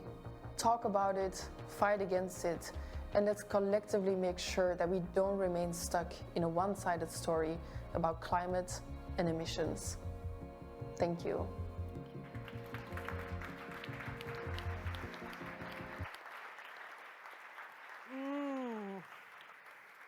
very powerful and straight to the point. Our next speaker, Tia Jiarg, is the Confederal Secretary of the ETUC. Her responsibilities at the ETUC are wide-ranging, from collective bargaining to digital trade unionism. Tia also works closely developing policy with Eurofound. Yeah? Make sure I get that round. Which is the EU agency for the improvement of living and working conditions. Tia, obviously you've heard Lynn's wonderful speech and you heard Anuna. What I would like to is, how do we create a socially just climate and energy transition? Is this possible with the current state of affairs? And are we reaching any of our targets? I know that Lynn, you broached on some of those already. Have you got the mic? Oh. It's all right. Shout. Right. Thank you so much, first of all. Yeah, I very much, of course, agree with what has been said at the beginning. And I think that when talking about social justice and climate justice, we need to admit that we're lacking behind. Again, it's a nice words that we hear so many times, but Europe, it's not delivering. And I think that, yeah, we really need to look at what are the potential actions and really build on the movement that it's happening on the ground, grassroots movement, young people, join forces, and really, as it has been said in the previous panel, hold our stakeholders accountable for the promises they have delivered. Because when I say that, yeah, Europe it's not delivering, it's because we look at what has been promised and where we are right now. So, for example, we had adopted council recommendations on just transition to tackle these things, but the review of the council recommendations done last year by EMCO showed that only one country has prepared a legislative framework and action to tackle just transition and climate targets. We are not going to reach the targets from 2030. We are not, simply not. And what now? Is this okay? Is this something that we're willing to accept? Is this something that we're willing to delay? I don't think so. Because talking about climate change, talking about alternatives, it really should not be seen as a rocket science. We have technology now. We know what needs to be done. We just need to push for it. And how we do it, of course, with public investment. It's not going to be easy. It's not an easy process to achieve it. It's costly, of course, but we need to set our priorities straight. So yes, we do need to invest in just transition. We need to invest in energy transition. But right now, again, looking at what's happening at the European level, is they're forcing us with austerity measures again. So on one side, they're promising sustainable economy, sustainable future. They're talking about the just transition and climate neutrality and so on and so forward. But on the other side, they are forcing governments to cut public investments. So we at ETUC, at the European Trade Union Confederation, we have done a research, and we are just going to publish it in upcoming days, that basically shows that right now it's only 3 countries that have enough funds to invest in just transition to reach the deal, to reach the goals that we have set. Only 3 countries. So it's clear that further investment is needed. But when talking about investment, it shouldn't be just giving funds. It should be giving funds with conditionalities. So when we are talking about public investment, we should talk about social conditionalities and, of course, of some kind of green golden rule, so that we really check where this money is being spent for. So, and when we're talking about social conditionalities, it really means that we need to create good quality jobs. So yes, some jobs are going to disappear, some jobs are going to be lost, but what are we going to create with it should not be precarious jobs, should not be low-paid jobs, should not be jobs where employers are involved in union busting or attacking trade unions or preventing collective bargaining. It should be done together with the workers. So this is why also, yeah, we shouldn't be reckless when we are talking about investment, because yes, we might come to a point where we will have the funds to invest, but as I said, we should be very careful where we're investing in it. But yeah, right now it doesn't look like we have funds to invest because of the threat of the austerity. But again, the solution here, it's very clear. Indeed, we need to increase taxes. And with the recent European fossil fuel windmill taxes, like we have achieved something that seems to be unachievable for a long time. And with this, it opens a new avenues. But again, only if it's done in proper way. And not only taxes on fossil fuel, but also taxes on the richest, on the wealthiest. Thank you. Wealth tax. Again, at ETUC in December, we have just adopted a resolution where basically our members, meaning 45 million of workers, called to come up with a directive that would tax the richest one. And with this, we could raise 1,000 billion euros that could be invested in social protection, in just transition, in public services, in actually ensuring the well-being of the citizens and the planet. Because yeah, when talking about social justice and climate justice, for us, this is basically two sides of the same coin. There is no one without the other. We cannot have social justice without climate justice, and we cannot have climate justice without social justice, because climate fight, it's anti-capitalist fight. We have to remember this. It's not about, you know, like nice, nice words. It's about radical change of the system. So we need to think. I'm going to wrap you up. So we really need to think about the alternatives, which I have said, they are there. We see them. Technology is there. Knowledge is there. The willingness of people is there. And I'm still an optimist, and I do believe in the collective actions. This is why I think that, yeah, we should really build on the energy of young people, Fridays for Future, of all of those who are aware, who are willing to go on the street and fight for it, and to join the fights of the environmental organizations together with trade unions, to join the green and the red fight, and show that we have the same goal, we are committed, and we will not give up, and yes, we will hold our stakeholders accountable if they do not deliver. Thank you. That was wonderful. Thank you. I could listen to you all evening, but I'm going to pull it in. I'm going to pass the mic back to Jeremy Corbyn. I'm not going to introduce him again. Can you pull this together for us, Jeremy? Thanks, Alison. I'll be very brief because I took too long in the last session. There is a crisis facing the whole world, that is obvious. Unusual and extreme weather patterns, increased flooding, increased forest fires, increased global temperatures, and rising sea levels. There's also a crisis of environmental sustainability for many people in mega cities around the world. Children growing up in New Delhi and other big cities like that around the world lose 15% of their lung capacity before they even reach the age of 5 years old. It is the working class communities in the poorest places in the world and the poorest people in the poorest places in the world that are hit first and worst by the effects of climate change and the effects of pollution emanating largely from the northern countries in the planet.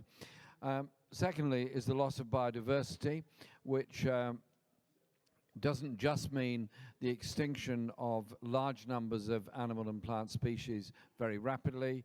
It means the loss of a sustainable environment. It means the loss of an effective natural system of agriculture in place of something that is wholly chemicalized agriculture, and with that all the dangers of those that work in farming.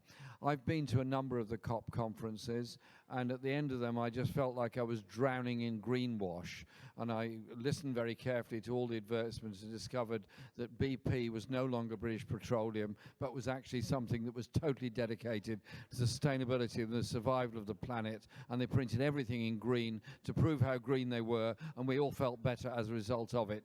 And then they started lobbying me in Parliament to say, would I support new oil drilling in the North Sea to produce yet more petroleum? The hypocrisy of the greenwash lobby is quite unbelievable. And so we have to have an alternative, and I thought very hard about this alternative and to try and develop alternative policies within the Labour movement in the UK. And one of our shadow cabinet members who represents an industrial town in the northwest in Salford, Lancashire, Rebecca Long Bailey, she said to me, Jeremy, this is all great, but, And I said, what's the but, Becky? She said, this has got to be understood and acceptable to the working class manufacturing workers community that I represent. That means public investment.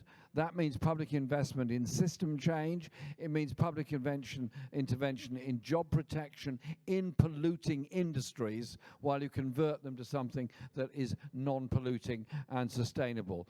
It should not be environmental sustainability on the basis of falling living standards of working class communities. Instead, it should be an opportunity for redistribution of wealth, power, and environmental sustainability that goes with it.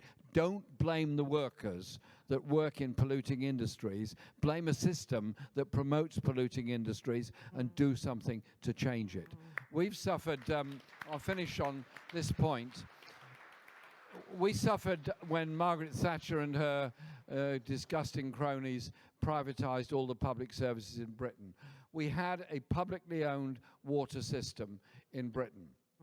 And we had actually very high quality public water, and we had an improving river water quality in every river all across the whole country. We had something to look forward to the idea there'd be more fish in cleaner rivers and cleaner seas. We've now had, nearly 30 years of water privatization in Britain. You've probably all heard of the lake called Loch Ness in Scotland. It's the biggest deep water lake in Scotland, probably one of the biggest in Europe. It's absolutely enormous. The amount of water wasted by private water companies could fill Loch Ness several times over every year. They don't invest in pipe work. They don't invest in clean water. They don't invest in preventing sewage going in the rivers. They invest in borrowing money to pay dividends to shareholders in hedge funds housed in tax havens around the world. We now have no river in the UK that it's safe to swim in. We have very few beaches left where it's safe to go swimming from because of the levels of sewage in the sea. That is the price of greed and privatization. Our duty is to campaign for public ownership, public control in a sustainable world and a sustainable environment. And you know what? We can do it. Yes, we can. Yes, we can.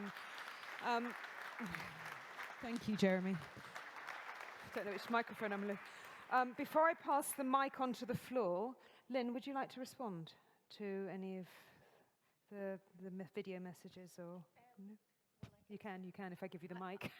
I can respond in terms of the water because, well, Ireland was one of the countries that mobilised particularly around water, and it was a great lesson in, I suppose, when the left comes together collectively, we can actually achieve wonderful things, and we did push back against the introduction of water charges, which of course the EU had to put in a memo, which was in view then further down the line to privatise.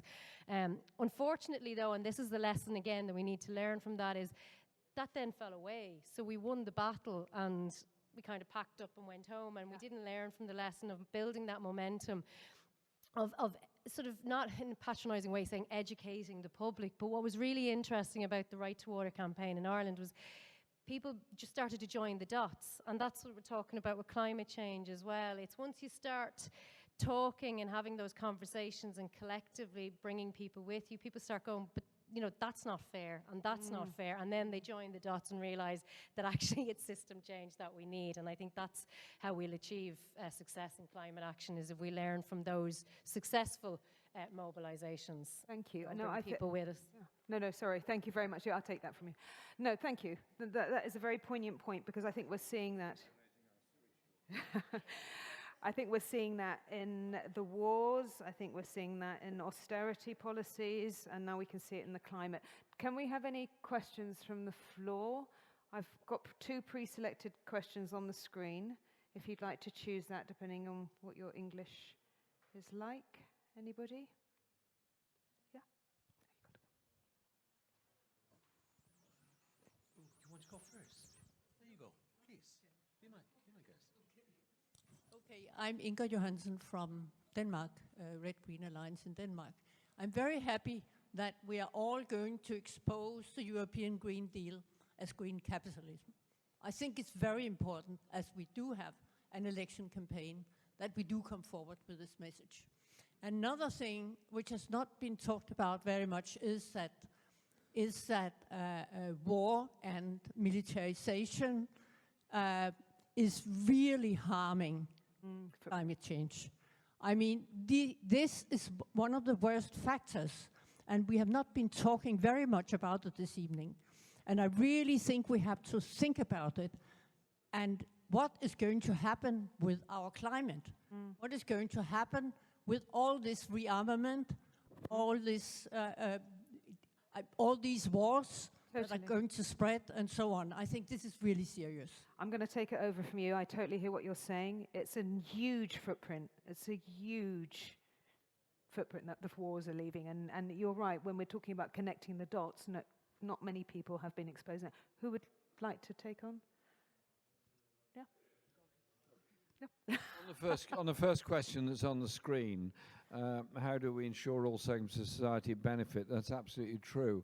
I've had many discussions with trade unions representing people in polluting industries, in the armaments industry, and in the steel industry. And some of the arguments put forward are that can you guarantee us more jobs? Can you guarantee us more sustainability?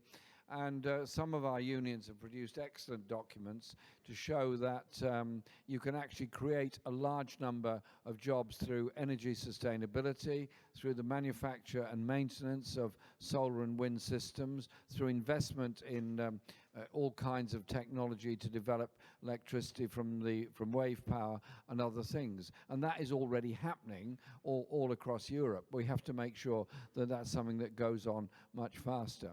I also grappled with the idea of what do you do about wind farms that are actually not necessarily totally popular within the communities. Everybody likes wind power as long as it's not next door to them, it's somewhere away.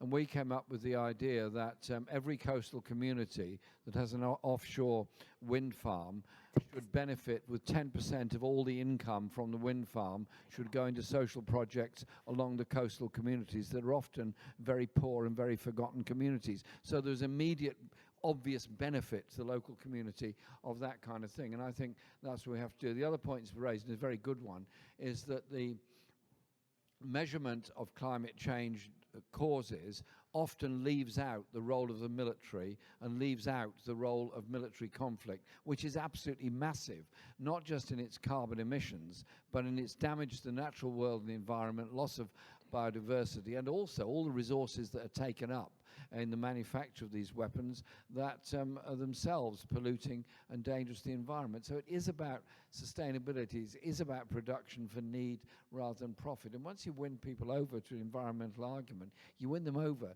to all kinds of socialist arguments about how we organize our society. Do we produce for need or do we produce for greed? I think that's the alternative. Thank you. Yeah. Maybe to add a very practical example on the last point. So a couple of months ago, the European Commission adopted a new multi-annual financial framework, or the extension of it. And of course, the money, it's being spent for weapons, for military resources, and on the cost of the just transition. So even, you know, when we have the huge bucket of priorities, it's clear that, yes, we are basically financing wars instead of the just transition. And maybe to the first point, indeed, I think what is crucial in the just transition, it's really the involvement of the community. Workers for decades have been reluctant to even talk about, you know, climate change and the loss of jobs because they were simply afraid, because they weren't understand it. And even now, sometimes when we go and talk with the miners, for example, it's very hard to explain them that, yes, the mine will have to be closed, because for many of those people and for those communities, this is their main identity, especially in rural areas. They identify themselves as those workers. The mines have produced or contributed a lot to the development of the community. They have been financing school, football clubs, cultural activities, everything. So I think that, yeah, like it's really our job to involve those communities and of course to provide space where they will have a say as well, when they will be consulted, where we can reassure them that yes, they will get better quality, better paid jobs. of course, they might lose part of their identity, but yeah, it's part of the joint goals, I guess.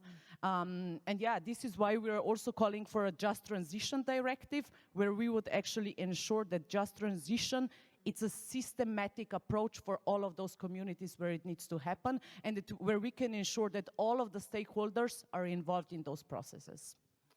Thank you, thank you. Have we got one more question? Yeah, one last question, and then I'm going to close up this session. Okay. Yeah, my last maybe question for this conference would be like, we see now the struggle of the workers, we see like the peace movement, like the manifestation against the war in Gaza, and then also like the youth who went to the streets for the climate justice. So how can we as a left in Europe, but also internationally, connect these strikes together to reunite and maybe for the European election go as one, but not like separately in these three fields? This would be maybe my question. Thank you. A nice strong question to finish on. You would like to take it?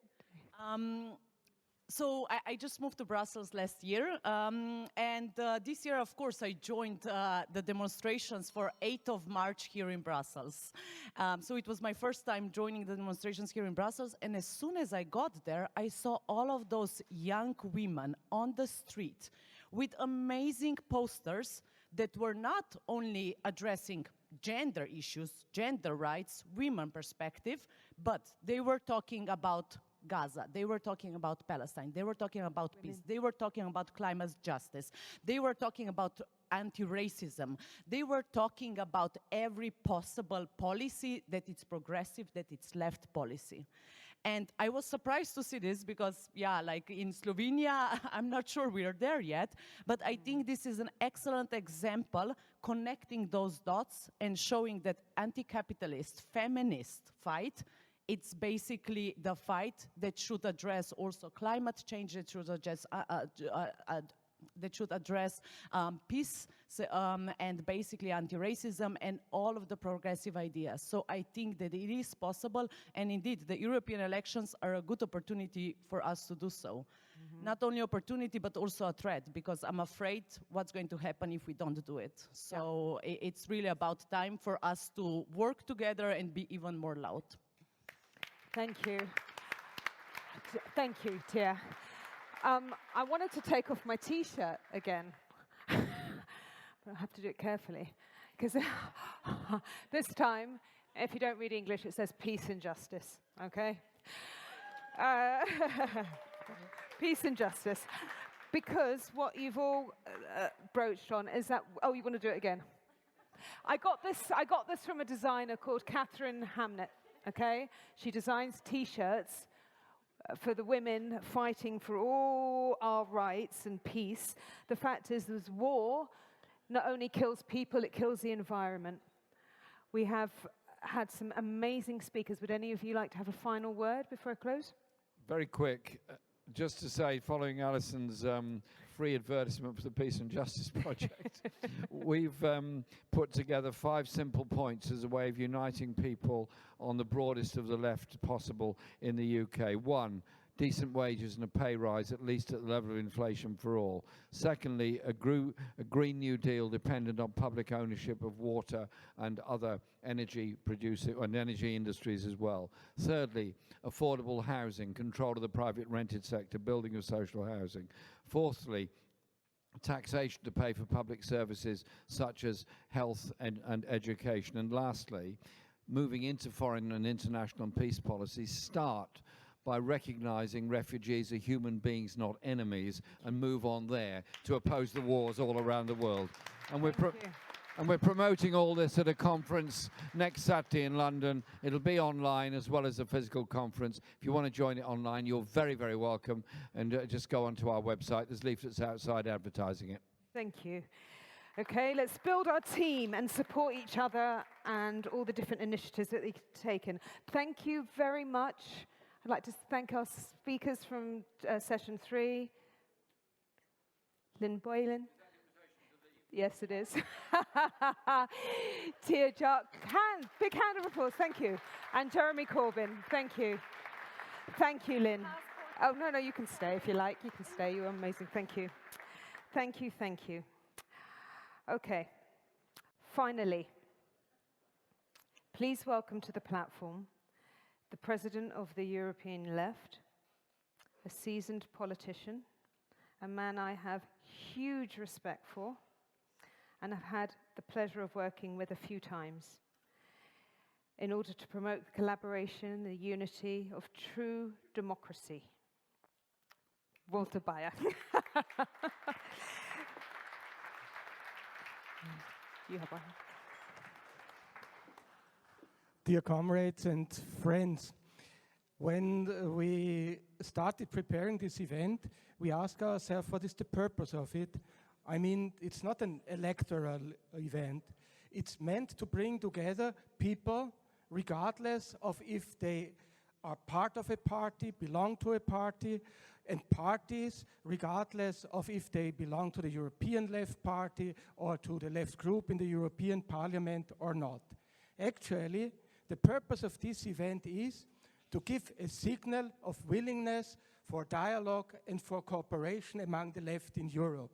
And we need this cooperation and we need this dialogue. And that's why I want to thank all the parties and all the people who are present here showing this willingness. I want to thank particularly the Workers' Party of Belgium, AKEL and Levica, who joined forces with us.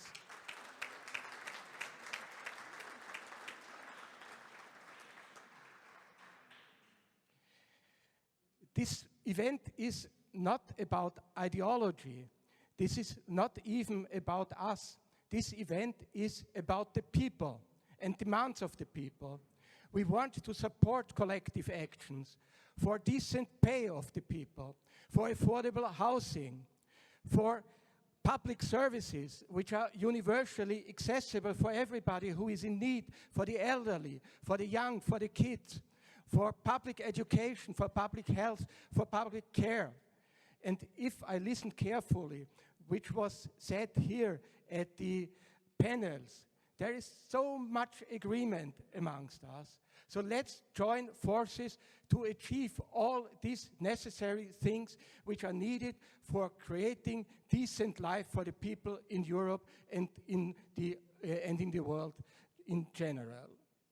The second remark which I would like to make concerns ecology. I fully agree with our comrade from Ireland who said it is a mistake to believe that the worry about the ecological situation in the world is the privilege of the educated middle classes. There can be only an ecological transition if it is carried out by the working people, by the farmers, by the women, and by the men who want to do this in social security and in social justice. And that's why the demand for a just transition directive forwarded by the E2EC is of such a central importance.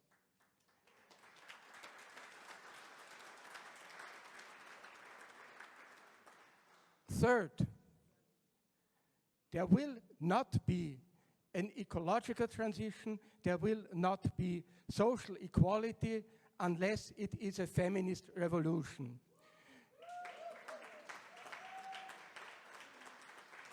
And that's why we support the fight of the women for equal pay, for protection of patriarchal violence, for equal chances for women and for everybody in education, in professional life, for being protected of rape through a general definition of rape in all the European Union applicable, for equal rights for everybody here in our continent.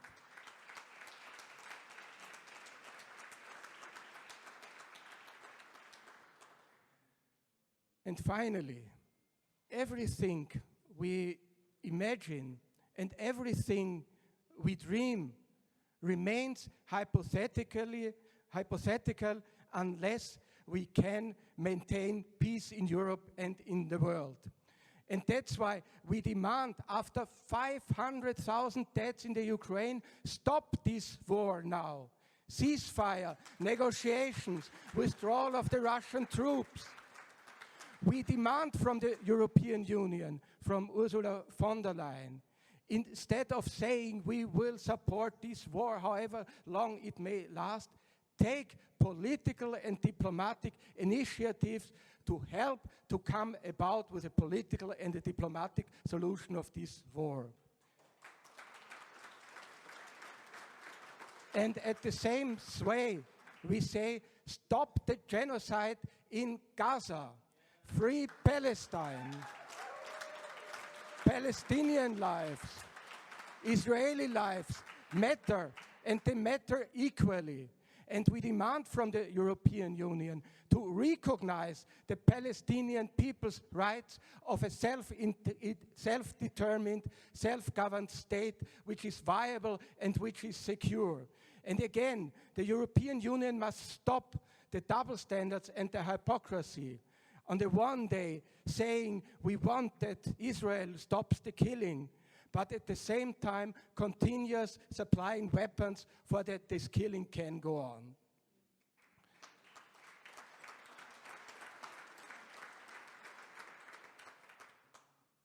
And to wrap up,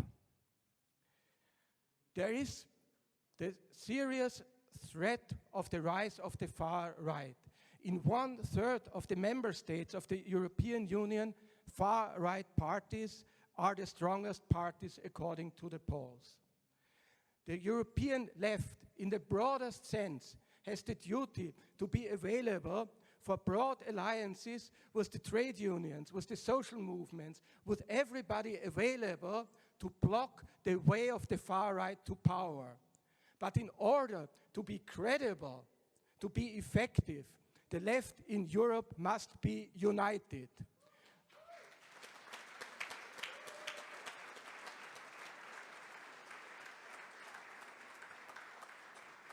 We want to see a united left in the shop floors, in the municipalities and in the parliament, and also in the European Parliament. We want to see a strong united left in the European Parliament after the forthcoming elections.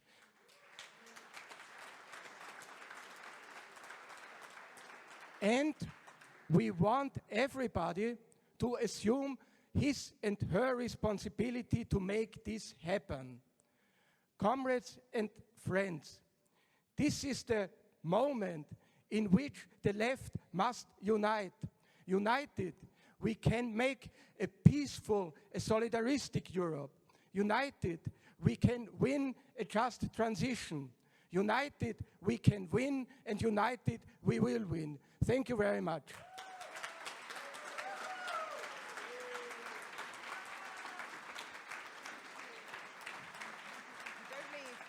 You're staying. Thank you. A very special thank you to Walter. Thank you. And a very special thank you to our co-organizers. A huge thank you for all the hard work that has gone into this evening from some wonderful people I'm looking at now. People at the sound, people recording, people taking the registration, everybody. It's a collective. Okay, thank you. Thank you. Photos. I'd like to make one announcement where we can all come together. We've got the European Forum happening in November in Budapest. It would be wonderful to see you all there, your children, your parents, your sisters, your brothers. Bring everybody. Yeah, let's start to populate these special spaces that these wonderful people have created for us to come together. Finally, before I let you back into the open space to mingle and talk to some of our speakers, can I welcome all of our speakers back onto the stage tonight? And we'd like to do a little photo op. Yes. Can we get all our photos? Alison forgot one important person who have contributed to this event, which is you, Alison. Thank you very much. for having guided us So to this wonderful event.